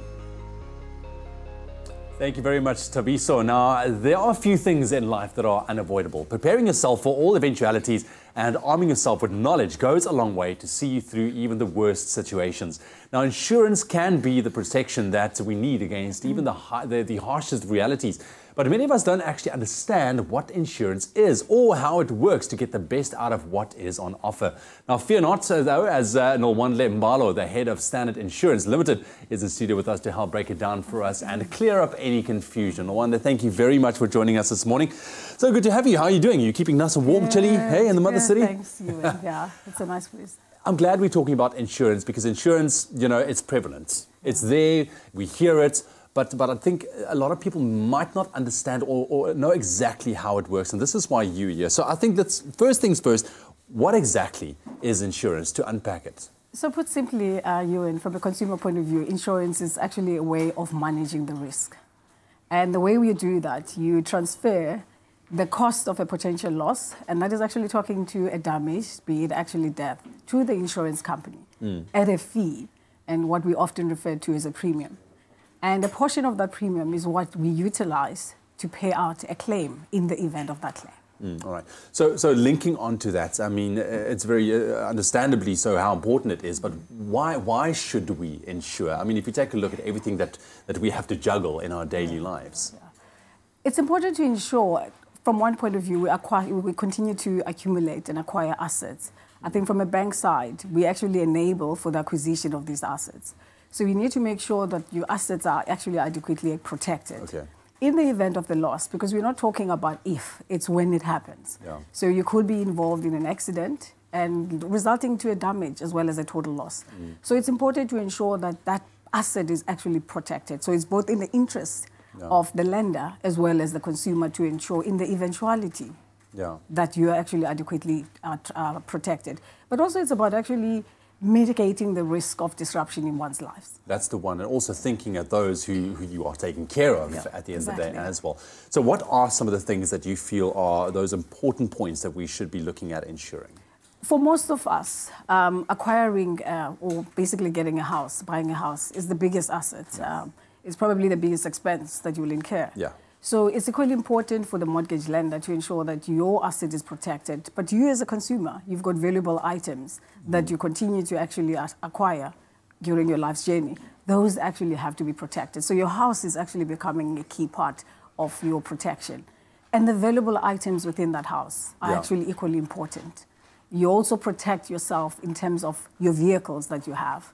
And those are all issues that are important to a consumer to ensure that in the event of an incident that you are actually covered, that your life can actually continue as well. Yeah, exactly, because I mean, you got to make provision for the things that, let's say your car, like I've had that before. I mean, I've got my building insurance at my home as well, and you know, in the event of a geyser breaking, you know, it's a big expense, something that you can't actually fork out if you don't have the insurance. And you're right, because I mean, look for instance, in the event of a geyser burst.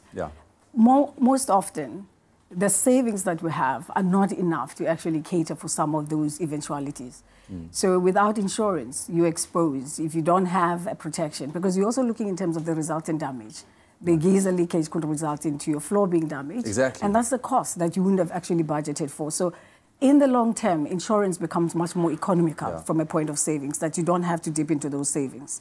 You've got the protection from your insurer. Absolutely. No wonder. Thank you very much for joining us this morning. We are going to be continuing this conversation around insurance, but definitely great to just get a grasp on exactly why it is so important. So no matter who you are, it seems insurance is something that we need to understand a whole lot more. And we thank Nwanda this morning for helping us protect our next. And remember, knowledge is power. We're serving you breakfast goodness on the Feel Good Express breakfast show Expresso. Still coming up, our fashion editor Nick will be in the building talking to us about how to fashion. And this time around, we're looking at how to dress for the job you want. In other words, how to make sure that what you dress like for that interview is well thought out. That's right. You want to dress to impress. And someone that always impresses us with his movie knowledge is JP Sebastian. He joins us as we take a look at all the new movies releasing after the break. Enjoy a moment in between with McCafe. See you after the break.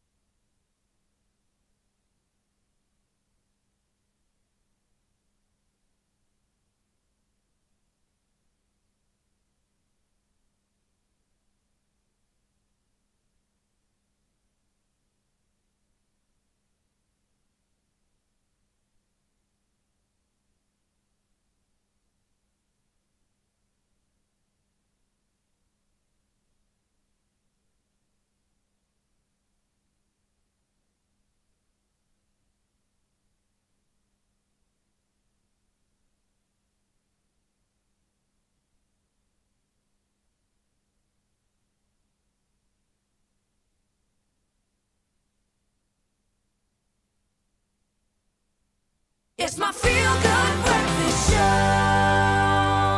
Welcome back to your Feel Good Breakfast Show. It is Expresso. Your Thursday morning's well underway. What's a morning without some international entertainment news? A morning without some international entertainment news is nothing. Okay. Now, it seems Hollywood is really busy with engagements and weddings and all of that, but this one, most of us didn't see coming. This weekend, the $1 Million Baby star Hilary Swank secretly married her boyfriend Philip Schneider. The couple tied the knot at the St. Lucia Preserve in Carmel, Calif, and Hilary Swank's wedding dress was designed by Elisab Haute Couture Atelier. Oh, I love Elisab. I've always said that's going to be one of my dream dresses. But then you look at our local designers. I'm like, okay, no, local is best. But Yeah. Congratulations to Hilary and keeping it all secret. It's beautiful. Well, this gown that you're ranting about was made of Chantilly lace, silk chiffon, and organza silk, and it took 6 meters, about 19 feet. Of some wonderful material to create the veil, and the embroidery on her dress also took 70 hours to complete, which is nearly half of the time that it took to make the actual dress, That's which crazy. took 150 hours. So yeah, no, this is just absolutely amazing. Apparently the inspiration for the dress came from nature, apparently mainly from the redwood trees that surrounded their wedding location. And she says, I wanted something romantic that felt as timeless as the redwood grove where we were to be married, and he delivered, designing something that far surpassed my greatest expectations. It was everything I imagined and more. Oh, Yeah. well, congratulations to The Hilary nice thing Swank. here for me, I think, is that, you know, in Hollywood, we're almost feeling that the guys there are always feeding us what they're doing with their lives, and we're always just bombarded with information. But to have someone go and get married secretly like this, who's so big, and for it to not leak ahead of time, is refreshing, right? It's refreshing. We like to be There's surprised something nice sometimes. about a little bit of mystery. Well, while we spoke about Hilary Swank's beautiful wedding dress, I think it's important to also know how to dress to impress if you're going for a job interview.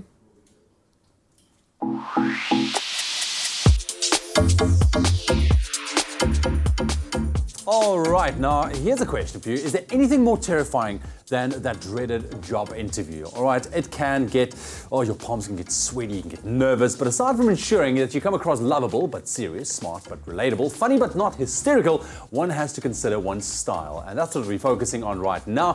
What does one wear to score the perfect job? And with the options seemingly endless, we definitely need some professional help. Now, Expresso fashion editor Nick Strelitz is here to give us just that. Hey, Nick, man. what up, dude? If you wore that to an interview, you would get the You think job. so? Would I? Yes. Lovely. Absolutely. Lovely. Thank goodness Nailed I'm not it. going for a job interview Yes, you right have now. a job. I have a Secure. job, which is great. A good Great. one at that. Yes. Listen, Nick, so like we said, there's so much to consider. There's really a lot. But I think there's a lot of don'ts as well. And I think let's start off with the don'ts. Absolutely. But first, I think interviews are terrifying enough. You know, you want what you wear to be effortless and chic. You don't have to think about it too much because you're thinking, you know, CV, talking points, you know, how am I lifting myself up? So the fashion should actually bring you down. But there are some definite no's that I want to get to very quickly. Okay, let's go First, for them. flip-flops. Right, got it. Right? You think this is a no-brainer, but sources close to me tell me this happens actually more than you would think. Guys, no flip-flops. Ladies, Really? no gladiator sandals. Is that a surprise? Yeah, I would Wanna get those feet never out? consider wearing flip-flops. Oh, you to a wouldn't? job. No. It happens. It happens more times than you think, and I'm not sure exactly why. Those feet, if you're going to wear an open-toe sandal, ladies obviously want to make sure that the foot is completely manicured, but it's a sweeping no for flip-flops. Right, It's got not it. going to do it. Okay, no flip-flops. No flip-flops. So after flip-flops, it's sportswear, guys. Keep the sweats at home. Once you get the job, maybe bring them out. Unless you're going for a job interview with Kanye at Yeezy, you're gonna leave those sweatpants at home. We don't need to see it. Athleisure is in right now, particularly for men and women. Especially for the ladies, performance tights, yoga pants. It's hot right now, not for an interview. Not for an interview, Next, tattered clothing. Okay. Right? Even a little hole or a little pull in tights, guys, you just don't want to do it. The first impression is paramount. It's the most important thing. So I would invest in 1 or 2 key pieces if you can find anything that has a hole in it. Okay, You might return them and get your money back after Maybe, once you get the just job, maybe. but that's just between me and you. Next is something like odor. Now, I'm not talking about body odor because that should already be a no-brainer. I'm talking about too much cologne or perfume. It could be very off-putting. You don't know if your interviewer is allergic, has sensitive smell. Sweeping, I would say... I've had that where you walk into, there's a person and it burns your nose. It's burns. It's uncomfortable. Absolutely. It really is, And they could be allergic. Yeah. As well as things like what you ate the night before. Things like garlic, they're going to seep through your pores. I would just do no cologne or perfume whatsoever. I think a good way to gauge the job environment that you're looking for is to go on a place like Instagram. Yeah. Look at the actual job environment of the place you're looking for, because a lot of times the job will post pictures of staff, or they'll post pictures of a party and event. You can really gauge what the office environment is like. Look, let's move on quickly. I mean, there's a lot of don'ts. Yes. Okay, is there a couple of things that you do? Absolutely. The two most important things. First is fit. Fit is key. If it's too small, it's not going to work. If it's too big, it's not going to work either. You don't want the clothes to drown you when it's too big, and you don't want to be busting out of it if you're too small. So ladies, keep the shorts, short shorts, keep them knee high. Don't do too short a dress. Guys, make sure your tailored suit is absolutely perfect. Again, you have one time to do it. Things like individuality. People think individuality is going to pair you. Look at that Amber Rose. So that is individuality. That is me at my prior job. I did not get the position. You did not. I'm sure you didn't looking like that. But again, you want to actually tone down your individuality for the job interview. Let that come once you have the job. Let your accessories do the talking for individuality. Just impress at first. Absolutely. Okay, cool. So fit and individuality. Run us through a couple of options that you brought with. Okay, listen. So I'm taking sort of classics that we've seen in the past and reinventing them for 2018. So something like the little black dress for women. So the LBD is a perennial staple. But this season, why not do a jumpsuit, ladies? Right? Even for fuller figured women, someone on the skinny side, something with a wide leg naturally elongates and lengthens the body. It's also in black, so you're still retaining the chicness and elegance and simplicity that black gives you, but we're giving it an update. Okay. Really beautiful. Okay, next is the tailored suit. I love a woman in a suit. Beautiful. Love a woman in a suit. Yes. But why not try a short? Right? That's different. Spring, summer, guys, we're doing a short. Listen, the length is absolutely perfect. It's just above the knee, so it's not going to cut your leg off and make you shorter, but also we're doing a little bit different touches for the season. It's not a quintessential classic suit anymore. Right. What shoes would you pair that with quickly? Oh, well, these I would do with a brogue or a sneaker. Okay. This actually, the jumpsuit, I would do with a black stiletto. You need to really pick it up. The shirt dress. So we talk a lot about the collared shirt for women, right? Which is a tried and tested classic. This season we're doing a shirt dress. There's so many ways, ladies, that you can actually style this. You can put sweaters over and it becomes a skirt. You put a little bomber jacket and it cuts it in half. You need a pencil belt though. Just to cinch in that waist, pop that collar for some instant swag. Look, dude, we are running out of time. Which one more? What do we have? Listen, I think for the fellas, it's just about a classic suit. Again, but we're ditching the collared shirt. We're going with the t-shirt. I like that. It's instant coolness. It's professional, but it's still relaxed. Absolutely. Casual wear as well, guys. Don't be afraid to pare down. If you're creative, if you're in the media world, if you're in an agency environment, you can still pare things down, but pair it with an actual tuxedo trouser. It thinks it's two different aesthetics, but this formal trouser elevates the entire look. Like that. And lastly, guys, tonal black is so a no-no. It's too dramatic, it's too intense. Why not color block for this season? Guys are historically quite afraid of color for interviews, but if you color block in really deep, rich, understated tones, it's a go-to. Awesome. Nick, thank you very much. I know that you're exhausted running through all of that. There was a lot to get through, but that is your how-to style guide right here on Expresso, making sure you get the perfect job. Well, we are talking movies with JP Sebastian. Some new movie trailers have just been released for movies coming up, in a couple of weeks' time, some only releasing next year. And while we're getting the coffee together, why don't we take a quick look at this week's box office top 5?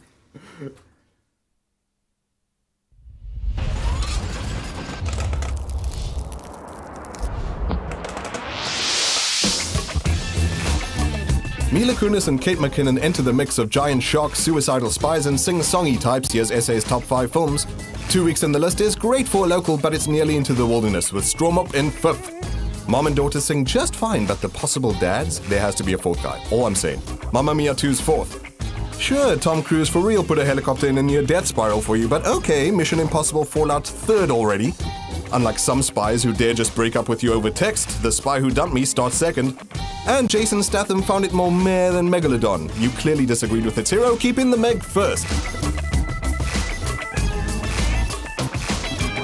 Well, that's your current box office, and there's obviously some new movie trailers that's just released to, tease us and to make us look forward to what's to come. JP, the first movie, Green Book. Green Book stars 2 of our greatest living actors, as far as myself and a lot of other people are concerned. Viggo Mortensen, who we'll remember from Lord of the Rings, Aragorn, of course. A lot more rugged back then. And Mahershala Ali, who won the Oscar for Moonlight, who is also just incredible, and I can't wait to see him in more things, including Green Book. Green Book, funny enough, is directed by Peter Farrelly. He's one of a pair called the Farrelly Brothers, and you'll remember that name if you've watched Something About Mary. Or if you've watched Dumb and Dumber. So usually usually it's hardcore, goofy kind of comedy, but this is a lot more of a, you know, a life story. Mahershala Ali plays this classical pianist in the 1960s in the United States, who's about to tour the South, doing shows. And Viggo Mortensen is a blue-collar Italian-American guy who, you know, likes to say bada bing, bada boom kind of thing. Bada boom, speaking of. And so he does things a bit more gritty, and Mahershala Ali, as you can see, is quite prissy about things. And very very contrasting characters. Yeah, and they awaken stuff inside each other, like, you know, Viggo Mortensen, like, find your own sound. Anyway, I love the two of them, and I hope the dynamic is beautiful. Okay, so that's the Green Book, and you can look forward to that releasing in January 2019. Thank you for pointing that out. Yes, Jan. Okay, next movie, The Oath. Does not have a date in SA just yet, but it's a comedy directed by Ike Barinholtz. That name might not be immediately familiar unless I tell you, remember Bad Neighbors with Seth Rogen and Zac Efron? Zac Efron is probably what I have to remind you.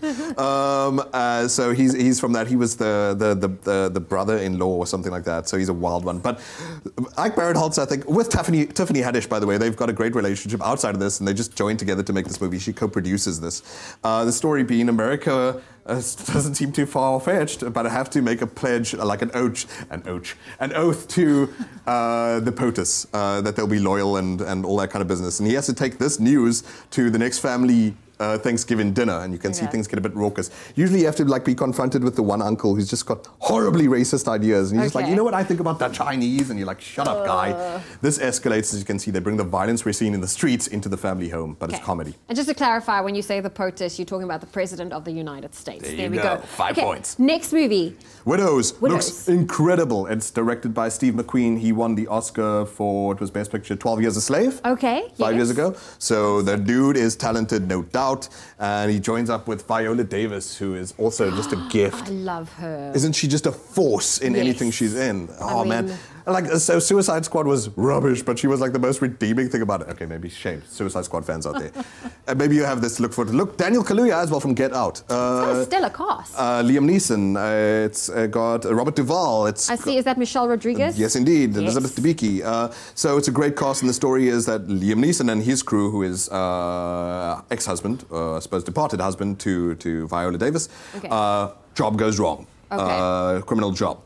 And so they owe a debt to the boss who they were about to do that for. She finds then that she's got these old plans that he was sitting on for the next big heist, and she joins together with the wives of their dearly departed to give it a shot at their own thing. They're all amateurs, and they all have to build themselves as strong women to do just one last job to get out of the game. That is It looks exciting. intense. It looks exciting, and it's coming out in November. Thank you, ma'am, this for year, remembering. Mid-November, so something to look forward to. And of course, I think we're all looking forward to seeing how many popcorns will JP Sebastian eventually give that movie. That's what you can expect in the next couple of months to come. We just had a quick look at the latest trailers that's just been released.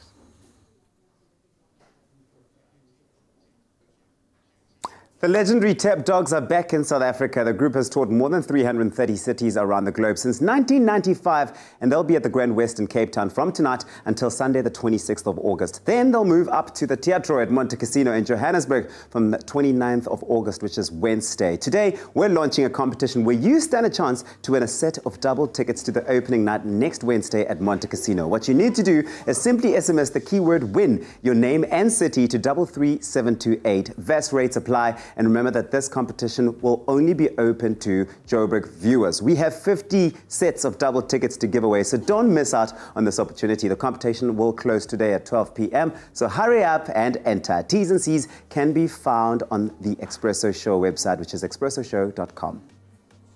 Thank you very much, T. Well, we're going to be taking a very quick break. Don't go anywhere, because your Thursday is about to get a whole lot better when these guys perform once again. It's the Winelands Chamber Choir. Hello, guys. Hello, put it there. Looking forward to that performance. Stick around. And then also, Thursdays are reserved for some baby talk on your Feel Good Breakfast Show. We're talking about proprioception, understanding it. What is it? We're going to be unpacking that after the break. Stick around.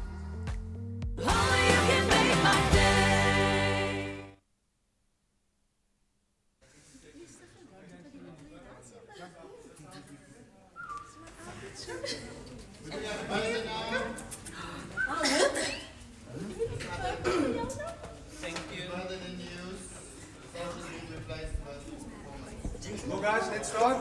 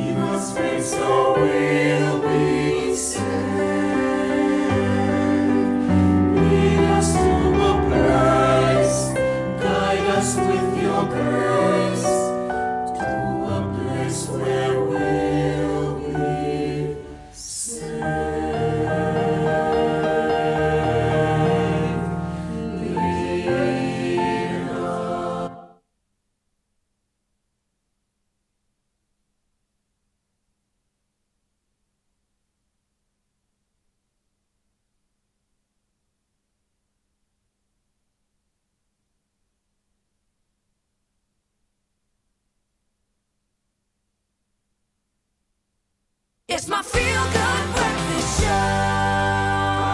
Happy birthday, a very happy birthday to you. Oh, welcome back to your Feel Good Breakfast Show. We're going to take a quick moment to just put on the brakes and wish you a happy birthday if you're celebrating your birthday today. And of course, there are a couple of celebs also celebrating their birthday, but you're the hero and we want to wish you too. So let's first take a look at which are some of the stars celebrating their birthday. Kobe Bryant is celebrating his birthday today. He spent all of his illustrious 20 years of his career playing for the Los Angeles Lakers and is widely considered one of the best basketball players in the history of basketball, and he's celebrating his birthday today. Happy birthday, Kobe. Certainly is a powerhouse. Also celebrating their birthday today is singer and musician Julian Casablancas from the band The Stokes, who's been credited for reviving rock music in the early 2000s. So happy birthday to you. And also now we want to turn the attention your way. It's your birthday, Bongiwe Mukwebo. You're turning 36 years old today. Happy birthday.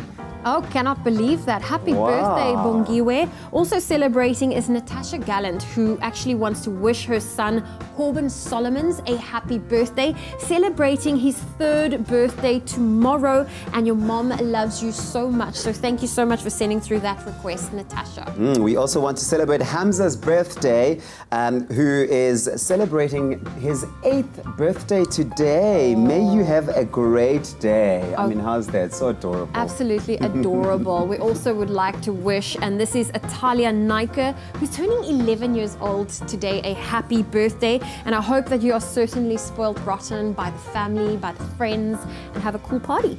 And last but not least, Akila. This one is a big one. You are turning 21 years old today. We want to wish you a happy birthday, and I'm sure you're going to have a fantastic time today. That key to freedom. Happy birthday. And if we've missed your birthday, why don't you let us know on social media? Perhaps you would love to wish a loved one, or it's your birthday coming up tomorrow. Head on over to Twitter and tweet us at Expresso Show. Include a photo. Let us know how old you're turning so that we can wish you a happy birthday too.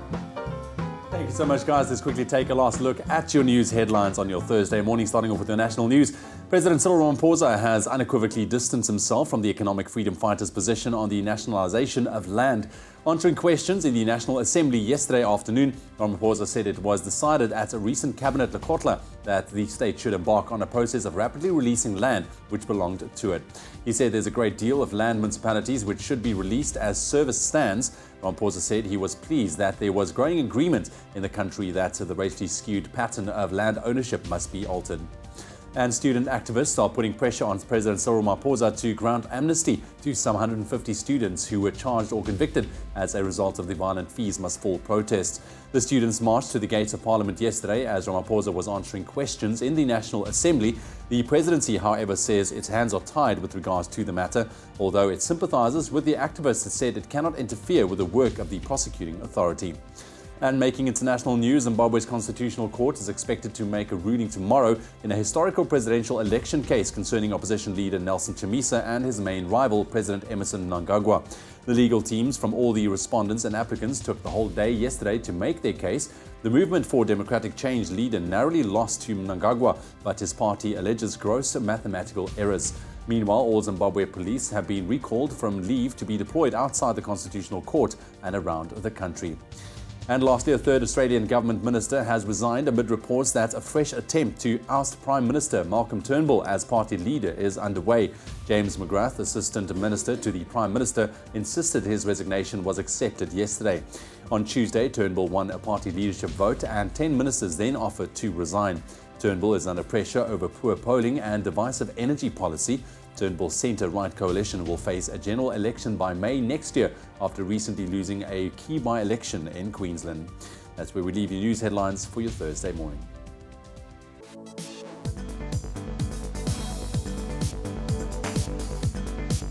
Taking a last look at your sport this morning, starting off with soccer. Mamelodi Sundowns and Highlands Park had to settle for a draw in the PSL last night as their clash in Pretoria finished goalless. Now, while neither of the team could find the back of the net, there was some action as Sundowns were forced to play with 10 men after Ricardo Nascimento was shown red in the 50th minute. Now, Sundowns are back in action this weekend as they face Cape Town City in the MTN 8 semi-finals. And athletics news, Caster Semenya added another win to her resume last night as she finished first in the 400 matches at the EAA Premier meeting in Poland. Semenya looked untroubled as she crossed the line first in 50.06 seconds, 10 meters clear of second-placed Polish runner Justyna Sweti-Ersetic. Now, America's Jessica Beard finished third in 51.68 seconds. And ending off with cricket news, India kept their test series against England alive as they won the third test at Trent Bridge yesterday. Now, India started day 4 needing 1 wicket for victory, and after only 3 overs, James Anderson was caught at slip, which saw India claim a 203-run win. Now, with the 5-match series standing at 2-1 to England, India will have it all to play for when the 4th test gets underway next Thursday. And that's a wrap of your sport and your Feel Good Breakfast show for your Thursday morning.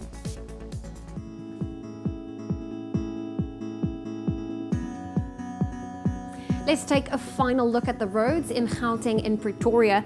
There's been an accident on the N4 eastbound, and that's at Doornpoort Plaza, so you can expect delays, and please approach with caution when approaching the scene. That's where I leave your traffic this morning on your Feel Good Breakfast show. Your final weather report for the day. Thank you so much, first of all, to Sabelo Ngobo out in Peter Maritzburg and Ntokozo Theo Makatini out in Joburg for sending us those pictures of your lovely sunrise this morning. You can be like them tomorrow morning by sending your pictures to our Facebook page. And look at the temperatures across the country right now. Polokwane starts off at 12 and hits a maximum of 29. Mbombela 15 and 28. If you're in Pretoria, some sun today, 11 and 26. Johannesburg has a low of 8 and a high of 24. Mahikeng 7 and 25. Klerksdorp has a minimum of 5 and a maximum of 24. Kimberley 5 and 21. Bloemfontein 1 and 21 with a bit of sun. It's rainy in Richards Bay today at 15 and 21. Peter Maritzburg a low of 11 and a high of 16. Durban 16 and 19. Mthatha 6 and a maximum of 16. East London is sunny at 9 and a maximum of 19. Craddock is 3 and 19. PE 8 and 18. George 7 and 17. Sutherland starts off at -1, hits a high of 13. Cape Town is 8 with a maximum of 16. Worcester 3 and 18. Springbok 5 and 19. Uppington minimum of 4 and a maximum of 22. That's all we have for the weather this morning. Well, listen, we've been blessed with the most beautiful voices this morning. The Winelands Chamber Choir, they are still with us on your Feel Good Breakfast show. Earlier, they brought us The Lord is My Shepherd, and here they are with their conductor, Thurlow, to bring you the prayer.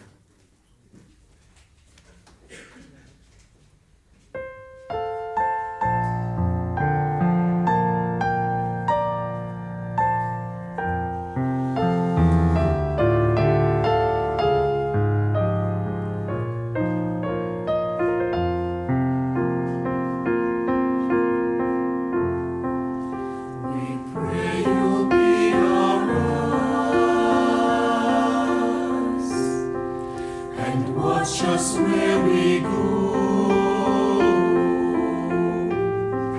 and teach us to be wise in times when we don't know. Let this be our prayer when we lose our way.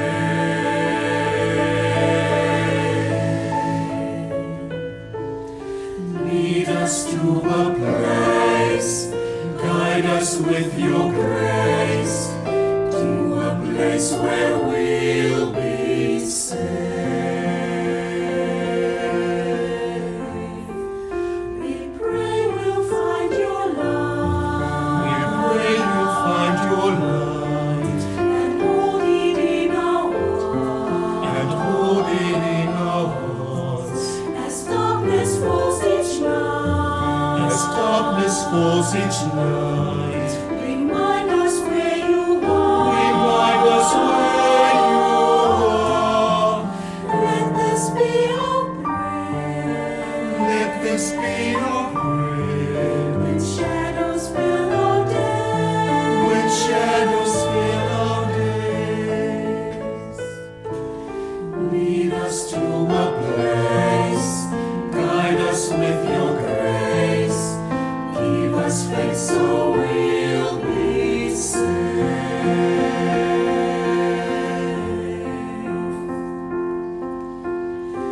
Lead us, Lord.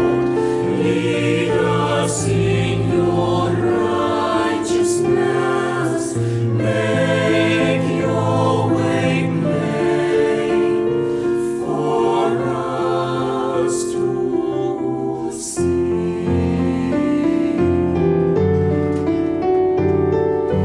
Lead us, Lord.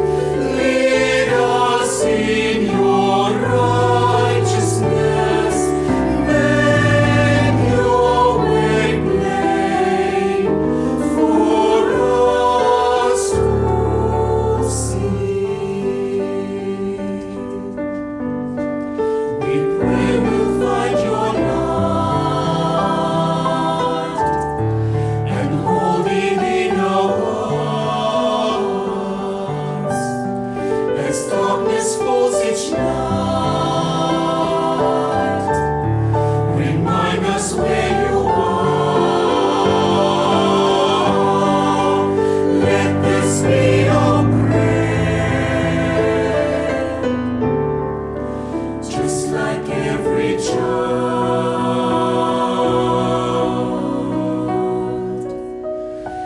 needs to find a place, guide us with your grace, give us faith so we'll be safe. Lead us to a place, guide us with your grace, to a place where we'll be safe.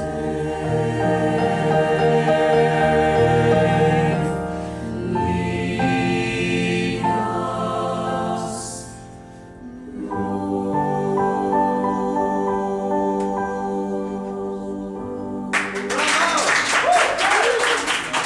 Another beautiful performance from the Winelands Chamber Choir. Let us know what you thought of that beautiful song, The Prayer, on social media. Head on over to Facebook and Twitter with that hashtag Expresso Show. We'll have another performance from them coming up in just a bit, but we're going to take a quick ad break. When we get back, we're going to dig into our baby talk segments. That and a whole lot more still coming up after the break.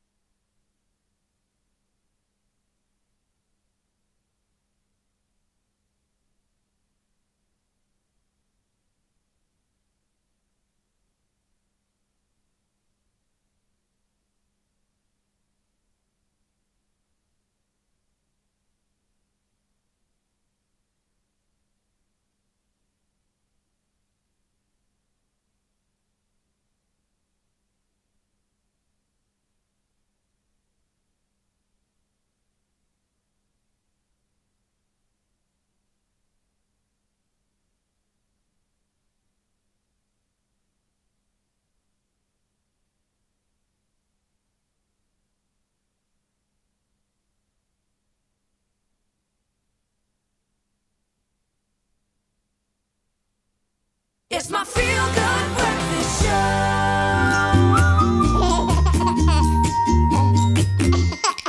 I just listened to that happy tune. Welcome to it, your Feel Good Breakfast Show Expresso right here on SABC 3. It is time for some baby talk, yes. Now this morning's topic focuses on a crucial part of your baby's development, and it's something that develops every time they move, they crawl, they roll, they jump, or even walk, and it's called proprioception. And joining us this morning is occupational therapist and parenting author of Raising Happy Children, Lizanne du Plessis. Hello, Lizanne. Hello, lovely to be here. Yeah, proprioception, such a big word, hey? Yes, yes, it is a very big word. I'm glad we're unpacking it because I obviously went through those stages and I don't know if it still continues. My boys are now 3 and 5, but what exactly is it, proprioception?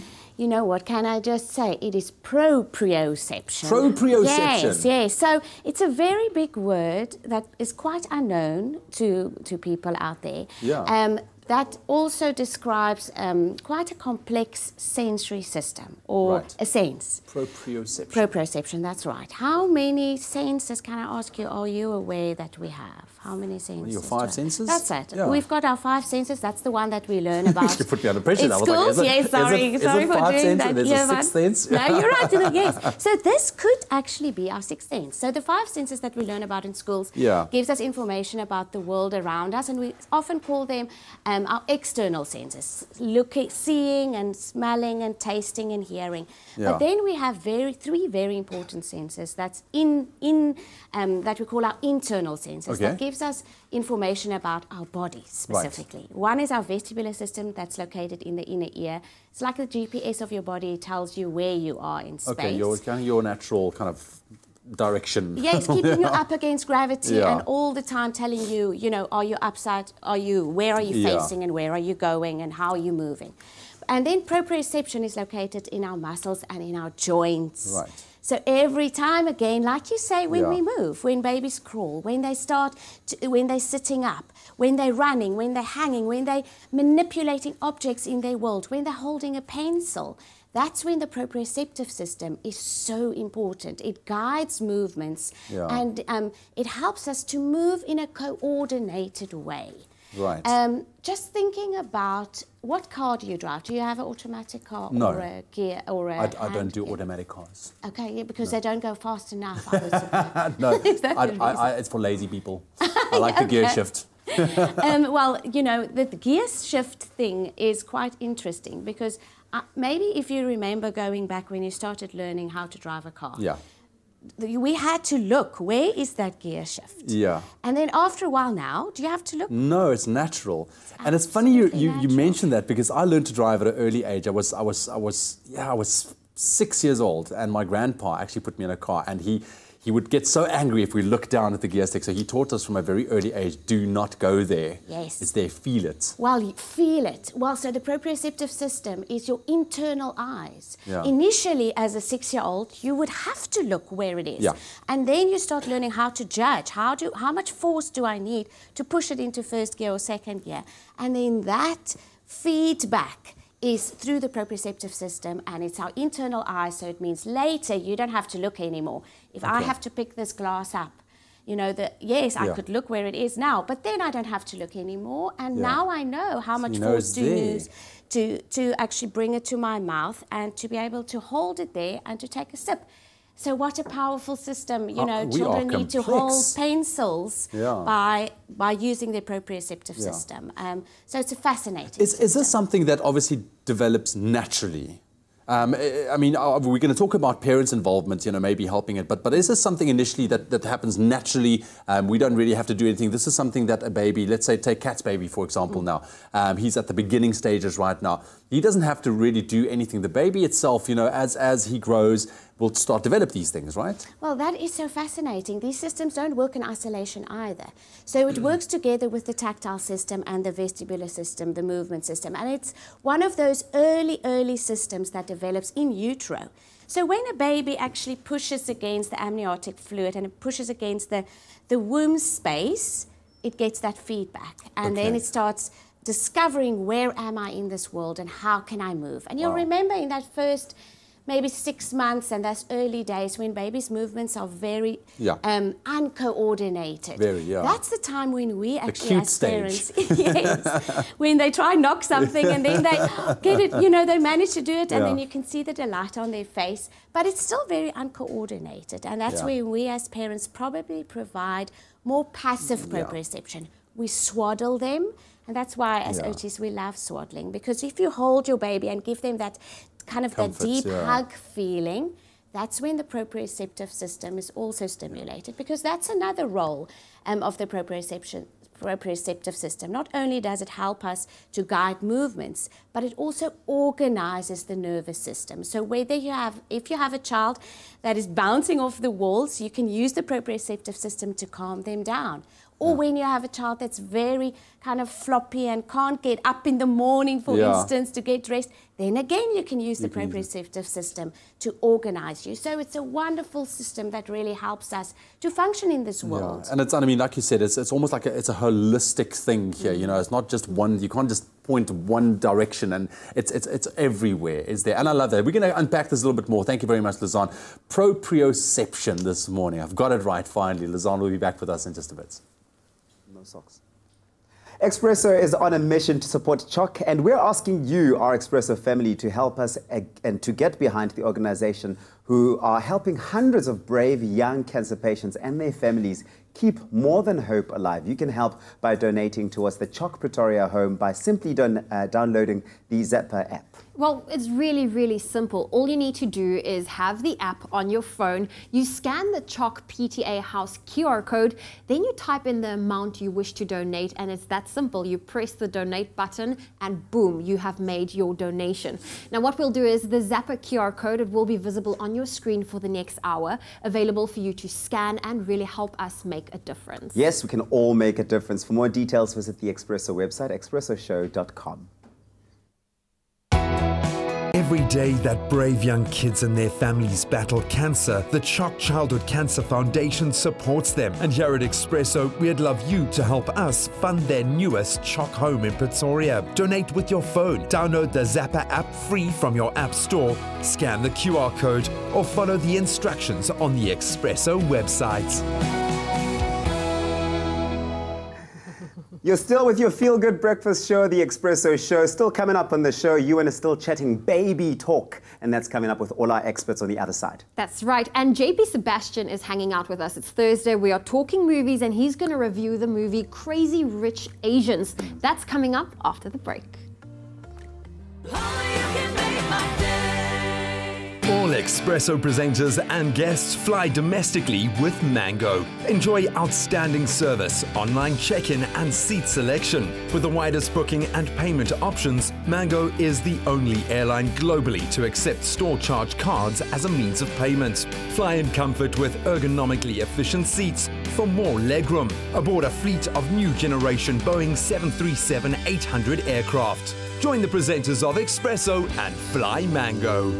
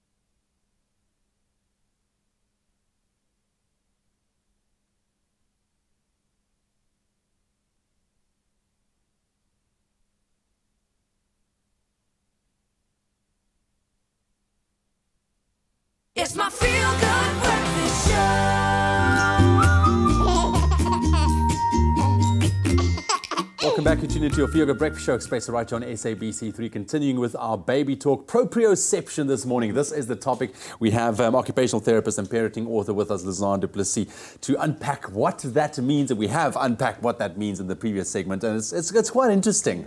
It just makes you realize, once again, how complex we as human beings are. And I love that, and taking a look at all those different developmental stages. Like I mentioned, Kat's baby, Phoenix, he's going to go through all of those developments now. Graham's baby, he's a bit bigger now. My boys, I mean, they're older now. My eldest is turning 6 soon. So we've seen it all. But I think we were talking about proprioception as a thing that happens naturally for babies as well. But from a parent's point of view, how can we help? Can we help develop it even further, make sure that it develops the right way, can I say? No, exactly. And I think let's start off by saying we know that this system develops and are stimulated when we're actively involved in play and in movement. So, I want to encourage parents, Evan, and just say, get off the screens, help your children, and be so intentional about giving them opportunities to experience the world, feeling it, touching it, exploring, going on jungle gyms, going down the slides, swinging, and then my favorite is rough housing with dad or rough housing with mum. Because that is the time when we are actively engaging our muscles and our joints. And this system is very involved specifically when we do things or activities against resistance. So we could, just by playing with dad and pushing dad away, or taking a towel and pretending we are, pulling the two sides of the towel, or helping mum to carry the pick and pay bags into the kitchen. All of those things are activating this system. And I think this is important because this is a topic that comes up quite a lot, is the screen time and how it kind of affects children in the long run as well. And for me, I don't have a big space at home, but it's winter, it's cold outside. So what I try and do when I get home at night is we run around the house, chase them, catch each other. I swing them up and down, giving wife a heart attack. But I mean, those kind of things, it's a physical thing for me that's very, very important, and also forming that bond in the process, which is great. And it's great to see them being out of breath and your little red faces and everything from all the running around. What is the negative effects of not developing the right proprioception from the get-go? Let's say there's too much screen time. Going forward in life, I mean, what is the negatives there? See, what we see with these children is we see that they are kind of awkward when they move, or awkward when they manipulate objects in the world. So, I would say, I would describe them as being a bull in a china shop. Just imagine that child who wants to move but is a little bit clumsy, and you could see those children kind of bumping into things and trying to build the tower, but then the block tower falls over again. So it's that subtle qualities of movement that we see with these kids. That's difficult for them. Is it something that can be rectified later on in life? Yes. Is it? Yes, no, for sure. And that's why we still have a job as occupational therapists, because we know that the brain, and like you said in the intro, is it something that stops developing? No. Proprioception is our system that is working 24/7. We're not aware of it. But that also means that we can develop it. The brain is plastic, and the plasticity, the mold, we can mold the way that the system works. And just coming from your sporting background as well, when you do things like that, when you push weights, which is not something necessarily we want our children to do, but that as an adult is something that develop your proprioceptive system. Going on a trial run, going on a bicycle ride. And that's why it's important we do it, because if we don't, they say in the field, use it, or if you don't use it, you're going to lose it. But I'm sure it's also, it just plays to your benefit if that proprioception system is developed earlier on in life. It can really help you out further along the line. We have actually a caller on the line. Amy, good morning. Good morning. My name is actually Amy. Hi. Hi there. And thank you for a beautiful show as always. Thank you. I'd just like to know, when a baby stands up for its very first time and takes its very first steps, what is that baby's little brain thinking when it stands on its legs the first time? Interesting question, because I think the parents are always just like, oh, it's happening. We don't think further than that. That is very interesting. What goes through the little baby's brain when he takes his first step? And what we see with those babies, I can just see it happening, is how they lift their leg quite high up and then they put it down and then try and lift the other one. So there's motor planning, again, the proprioceptive system. And as they exercise that system and get more, do it more often, that is when the movement becomes more fluid. But that's the proprioceptive system. So what the baby is doing there is it's using the movement system that's located in the inner ear, the vestibular system, to keep himself up against gravity. Then it's using motor planning to plan how to pick his leg up. Then it's the bilateral integration, because now the one leg and then the other leg has to move. And then the proprioceptive system is guiding that beautiful movement so that later on it becomes a smooth, automatic movement. But we don't have to think about it later. It must be such a big moment. I mean, if you can only imagine it as an adult and you're doing it for the first time, if you can put that brain under scanner. Thank you very much for your call, Amy. Appreciate it. I can just see that brain just light up. Just every single system in that brain is just like working towards that one step. It's amazing. I wish we had more time to talk about this, but at the end of the day, I think the most important thing here as a parent to facilitate is actual physical play. Exactly. Get the children off the screens and find ways, creative and intentional ways, to get our children to explore with the environment, because that will then develop and mature this system. Love it. Thank you very, very much, Lizanne. Lovely to have you. I think it's a great topic as well. Proprioception. There we have it. That's your baby talk on your Thursday morning. Enjoy full fruit flavor in Ceylon or green tea varieties of Manhattan iced tea, made with love by Clover. Oh, you know what, friends? Mason jars are being repurposed for anything from wall planters, spice racks to candle holders. But this morning is devoted to the tastiest looking mocktails around. Shake away and take taste time out with the new Clover Manhattan Rooibos Lemon Iced Tea flavor. And we're going to have some fun with it. There's just something about drinking a drink out of a jar or an unusual glass that just makes it so much fun. Spring is around the corner, so we really want to encourage some fun mocktail ideas. So what we're going to whip up together today is the Manhattan Rooibos Lemon Berry Fizz. And I need you to help me make the berry compote. So that's quite easy. Okay. You've got the pan, the pot over there. You're going to add your berries. So we've got some blueberries and strawberries together.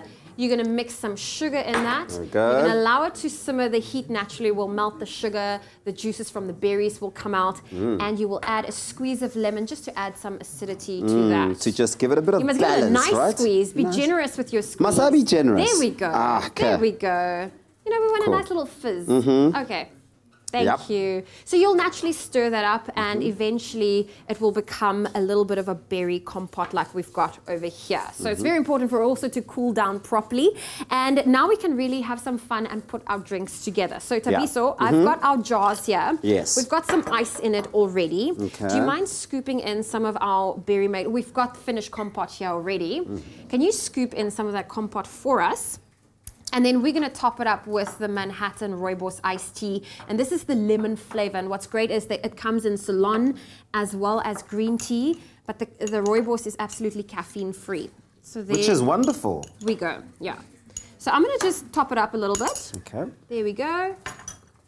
Naturally, you'll also do it a little neater so that you actually have a pretty end result. But I think what's great about these jam jars is that you can have some fun with it. So if you didn't know, Rooibos Manhattan's Rooibos iced tea is made with mineral water. So we're going to top it up with some sparkling mineral water just to add that fizz that we want. You want to see those bubbles there. There we go. Nice. And then you can give it a stir with our paper straw. There we go. A nice little berry fizz for summer. Now we've got a keyword for you this morning. It is Clover. SMS that to 33728. We will send you the link and the recipe as well as the steps to your phone. That's the keyword Clover to 33728. But in case you missed any of the steps, take a quick look. Add your choice of fruit, mint and crushed ice to this taste timeout recipe for instant refreshment. So why not try this Clover Manhattan Rooibos iced tea lemon berry fizz jar? For this recipe, you'll need 500 ml Clover Manhattan Rooibos iced tea lemon flavor, a handful of raspberries, a handful of strawberries, a handful of blueberries, 3 tablespoons of sugar, 1 halved lemon, 200 ml of soda water, and fresh mint. Add strawberries, raspberries, and blueberries to a pan. Add a squeeze of lemon. Add sugar. Cook until saucy and allow to cool. Once cool, add to a jar with ice blocks. Then add your Clover Manhattan Rooibos iced tea lemon flavor. Top up with soda water. And stir well to combine. And fear not, if you're feeling guilty about the midweek delight, no need. Clover Manhattan iced tea is made with mineral water to keep you well hydrated. Made with love by Clover. How simple it is, friends. So add your choice of fruit, mint and crushed ice to your favorite iced tea flavor for instant refreshment. And fear not, if you're feeling guilty about this weekend delight, no need, because Manhattan iced tea is made with mineral water to keep you well hydrated. So let's get started and taste time out. SMS the keyword Clover to 33728 to get this recipe. That's right. Well, you listen, you can't make a delicious fizz, Rooibos lemon fizz, and not take a sip. So there we go. Yeah. Enjoy full fruit flavor in Ceylon or green tea varieties of Manhattan iced tea, made with love by Clover. Looks delicious. Thank you very much, guys. We're taking a very quick break. We will be back, I promise. And when we do, we're talking about a brand new movie called Crazy Rich Asians. JP is back, and it's been making a lot of news headlines lately. We'll find out exactly what that's all about. So maybe how many popcorns JP has brought along with it as well. And then jumping into the kitchen for a delicious recipe, and I mean delicious. It's beef teriyaki with fragrant jasmine rice. You do not want to miss out on that one. Perfect for your Thursday dinner. Stick around.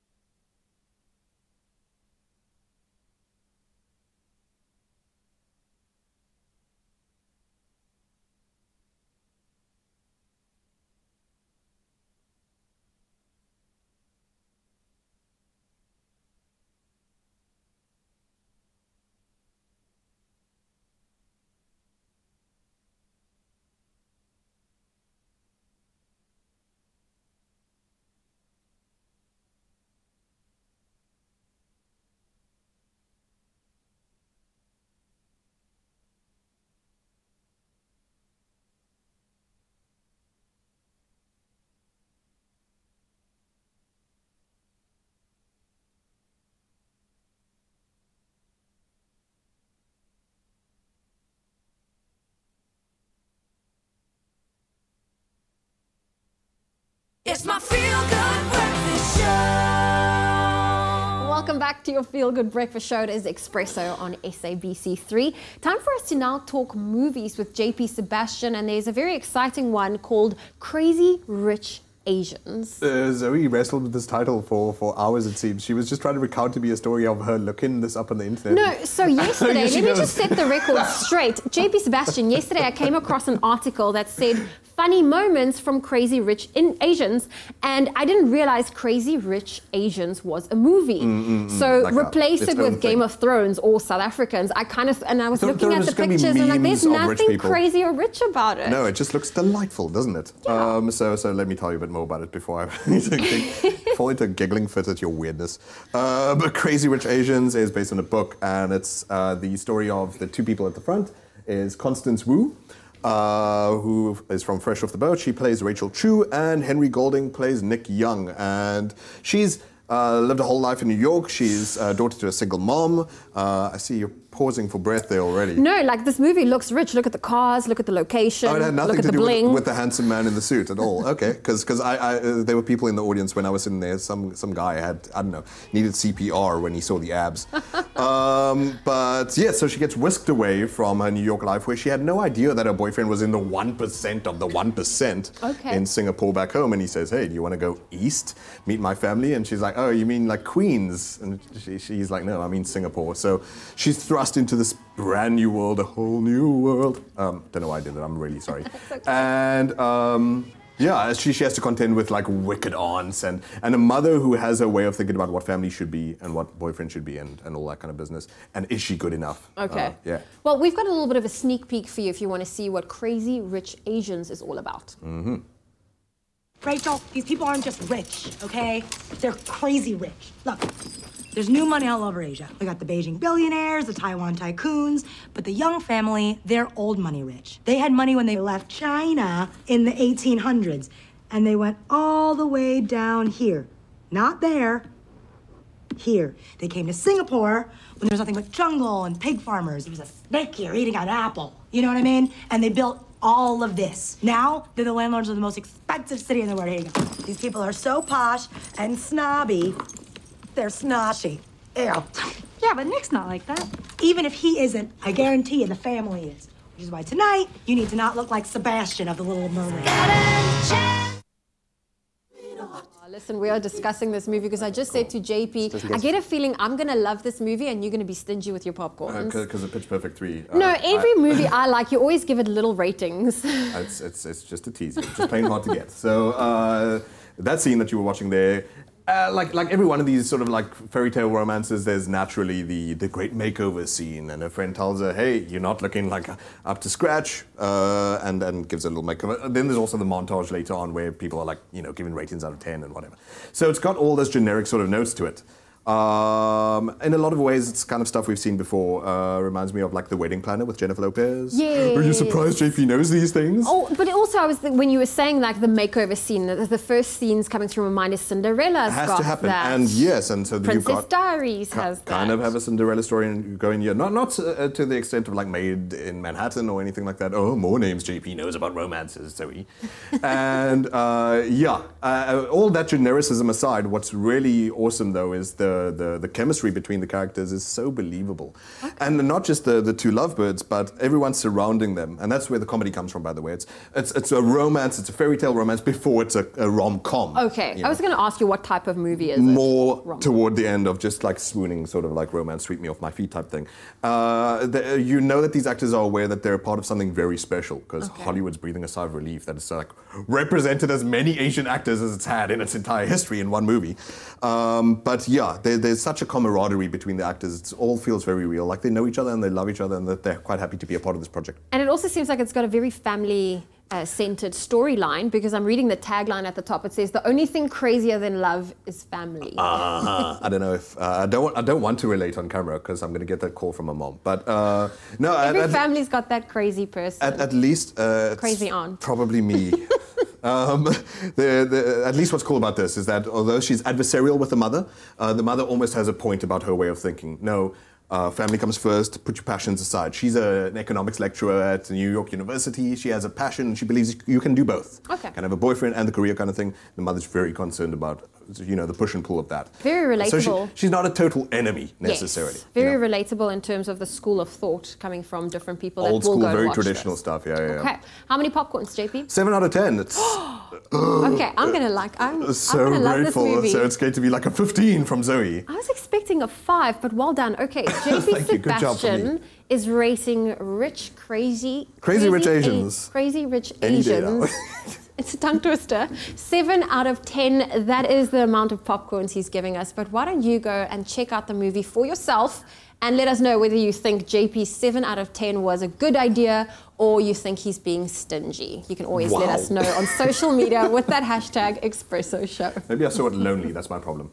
Thank you, Zoe and JP. Well, this whole month is the perfect opportunity to spoil and cherish the woman in your life. And what better way to do that than through the stomach? Today's recipe we're making is beef teriyaki with fragrant jasmine rice. It is sure to be a winner, and we'll be using Be Well Saute oil, which is an ideal oil blend, ideal for cooking veggies, meat cuts, and everyday meals. Now, everyone will love its ultra clean taste that brings out all those fantastic natural flavors of the ingredients. So, Ewan, let's dive in. Let's do it, dude. Like, this is I had a taste of the dish that we've made already. It is phenomenal. It is phenomenal. It is absolutely phenomenal. So well, we're going to show I've you how got to the put it appetite, together. so let's Great, do it. dude. So we're going to use our saute oil, nice and hot pan. It's going to go in there. So I'm going to get that to heat up nicely. Yeah. Then we've got some steak here that we've cut into strips. You can see like this. Now you can use whatever piece of meat you prefer. This is flank steak, but you can go with something like rump as well, which is great. Some corn flour, all right, which is going to help thicken up the sauce a little bit later on. Let me just toss this around a little bit.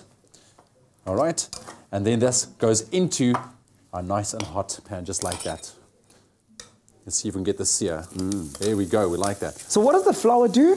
It kind of is going to help thicken the sauce afterwards because it sticks to the meat and it's into the pan now. So afterwards, it's really going to help just thicken up the sauce, the teriyaki sauce that we're going to be making a little bit later on. And you do want it nice and thick. Absolutely. Perfect. And it will also, of course, absorb a lot of the oil. So we're just going to add a little bit more. But what I love about this, dude, it is so flavorful. This whole thing is so flavorful. So we're just going to give this a moment.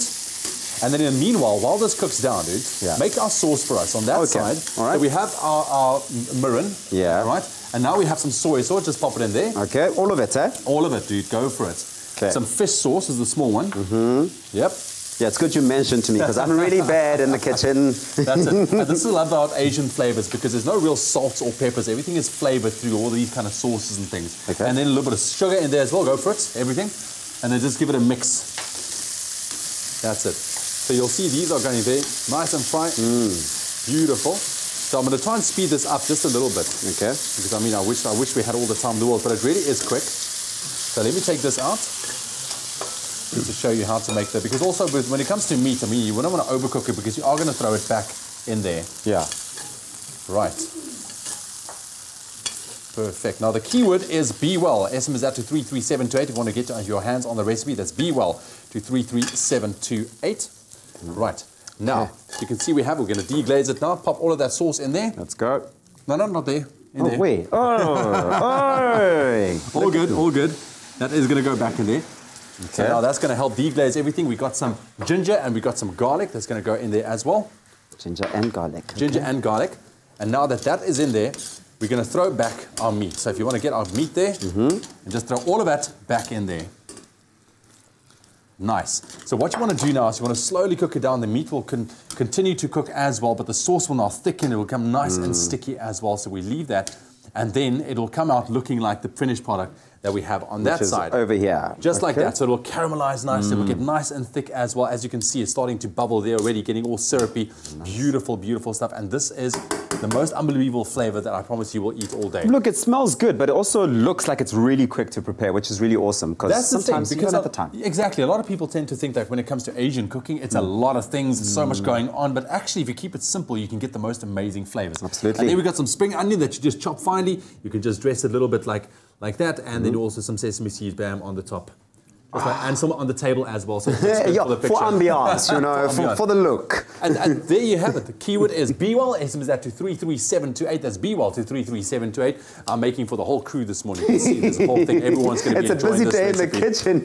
Well, that's the keyword Be Well to 33728 right here on the Expresso Show. So make sure you get that recipe, download it. It's going to be really nice, and all the women are going to love it. Thanks, dude. Let's eat. Gentlemen, that looks delicious. Please save me some for breakfast. And this afternoon, Afternoon Express, they'll be changing things up a little bit later. So whether you're vegan, vegetarian, or looking for ways to add more veggies to your next braai lineup, do not miss out on Afternoon Express at 4:30 p.m. on SABC3. They'll be making the ultimate veggie burgers. It is packed with texture, flavor, and toppings, and will even make meat lovers ask for seconds. All right, well, we have still a couple of minutes left of your Feel Good Breakfast Show, so make sure you don't go anywhere. We're going to take a quick break. When we come back, these group of gorgeous individuals will be performing once again for us. They are the Winelands Chamber Choir. Stick around for that performance after the break.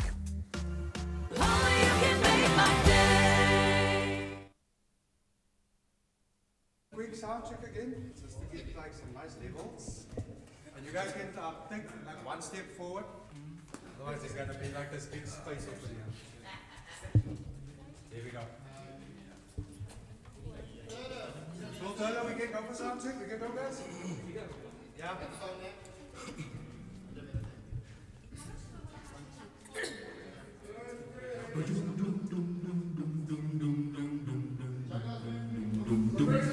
What good is melody? What good is music? If it ain't possession, something sweet. It ain't the melody, it ain't the music. There's something else that makes the tune complete. Because it don't mean a thing if it ain't got that sweet.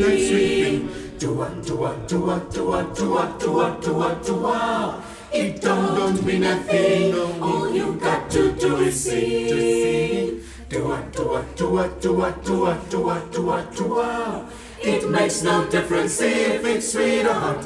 If it's sweet or hot, just give that rhythm everything you've got. All you've got. Because it don't mean a thing if it ain't got that sweet thing.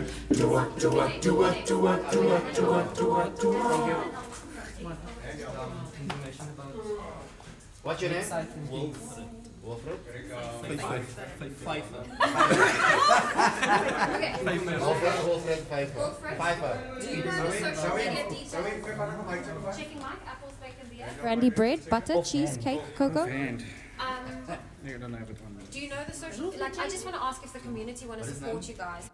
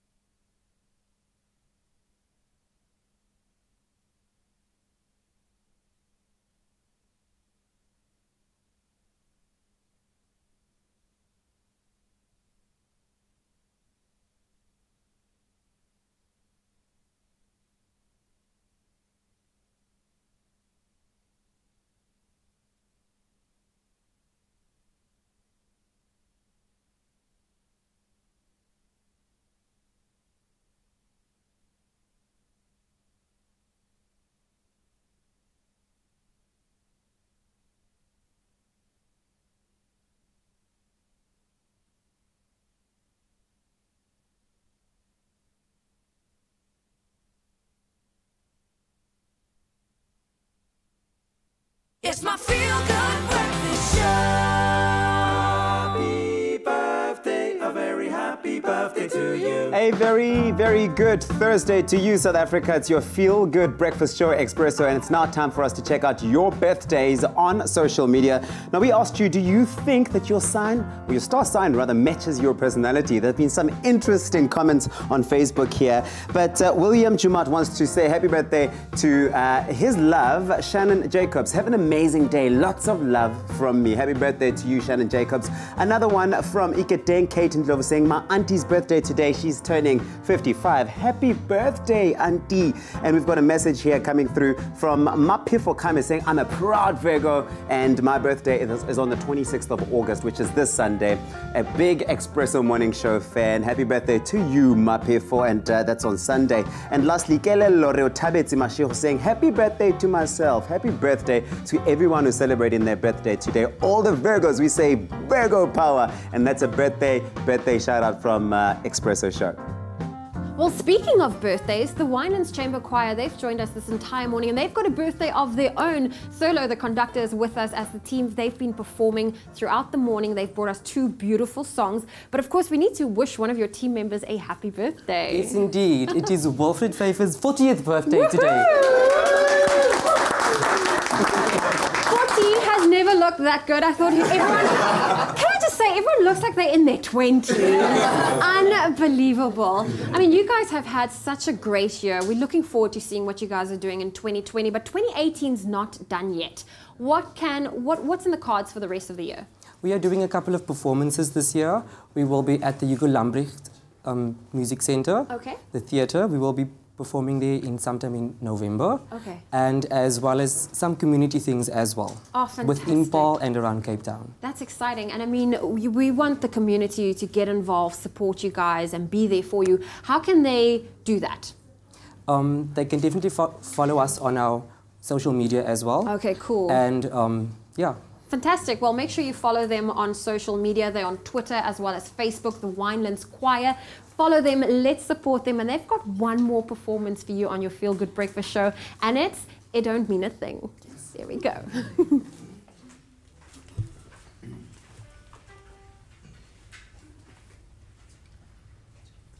What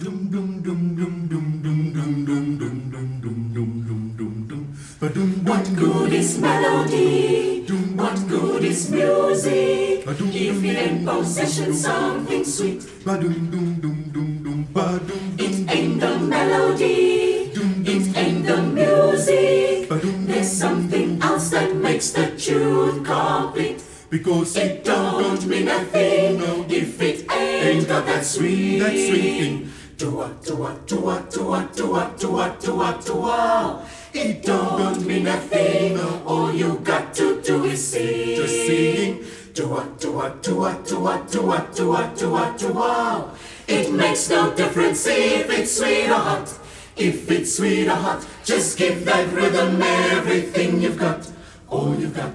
Because it don't mean a thing if it ain't got that sweet thing.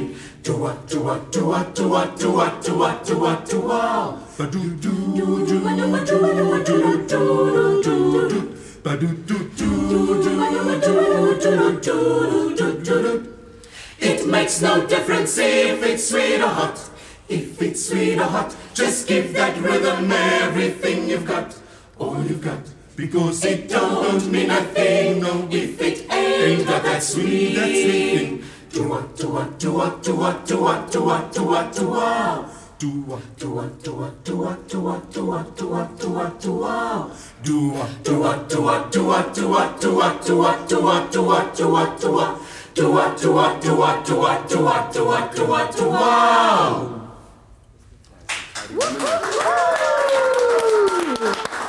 It is the Winelands Chamber Choir, and of course, another birthday shout out to Wilfred, who is celebrating his 40th today. How incredible! Hey man, 40th, and look at them. Hey, what a gorgeous bunch. Hey, look at them. Hey, hello, yes, guys, that was very special. What a show, man! What a show! It feels like we packed in so much this morning. I'm just coming to terms with everything right now. Well done on the fitness, by the way. How are you finding the fitness? I feel like we're going to ask Tabitha. I think I need to cancel my gym membership. Do you know why? Because there's really no need for me to be gymming at the gym anymore and paying for it when I can do it at work. Dude, especially Rian Munster. And at home. And at home. And at home. So Rian Munster, he was here earlier on. If you've missed it, he's embarking on a brand new quest. It's called the Odyssey. And you've got an opportunity to go with him. He's going to be rowing all the way from the Canary Islands to Barbados. Myself and Zoe was just dreaming. It would be amazing. But if you want to be part of that, what you can do is you can SMS the keyword row to 39400. 39400 with that keyword row if you want to enter. If you feel adventurous enough and wanting to cross an ocean with Rian, 2 months on a little boat. It sounds like fun. I would love to embark on such an adventure. I think it could be, it's definitely a life-changing adventure, and this is your opportunity to enter and take part in something like that. Absolutely. Listen, guys, thank you very much for tuning in. A quick look at tomorrow. We have the Tap Dogs in studio, man. Woo! They are here. They're currently performing at Grand West, and they're going to be there till Sunday, but we're going to catch up with them and see how they are doing as well, and they're going to give us some stellar performances. Don't miss that. Oh, looking forward to that. And of course, earlier in the week, we had Zakia Patel with us, the new drama action series on SABC3, The Docket. And tomorrow we will be joined by Duncan Johnson. He'll be joining us for a little bit of a catch-up. And of course, it is Friday, which means it is time for the fashion fix. There's also a fashion fix coming through, but also we always hook you up with the best recipes. And tomorrow, we're making disco fries and cloudy lemonade. I don't know what that is, but I'm just like, wow. Disco fries sounds happy. Exactly. Of course, it's a Friday. We have to end off the week on a feel-good note. We have an exceptional Friday dance heading your way as well. Maybe Tapiso can get involved as well. You know me, I love to dance. That's it. And we're also going to be helping you plan your weekend with the pick of the weekend with our team from 5FM. So stick around for that. It's going to be a great show, man. Looking forward to Friday. The weekend is here. Oh, well, thank you so much for joining us today. And a big thank you to the Winelands Chamber Choir for joining us this morning. Make sure you follow them on social media. They're on Twitter as well as Facebook, the Winelands Choir. And let's show them our support. They're phenomenal. We love them. Absolutely. Well, South Africa, tomorrow we get to do it all over again. We love you. Have a fantastic Thursday. Bye. Wow. Expresso Morning Show, made with love by Clover. Another feel-good production.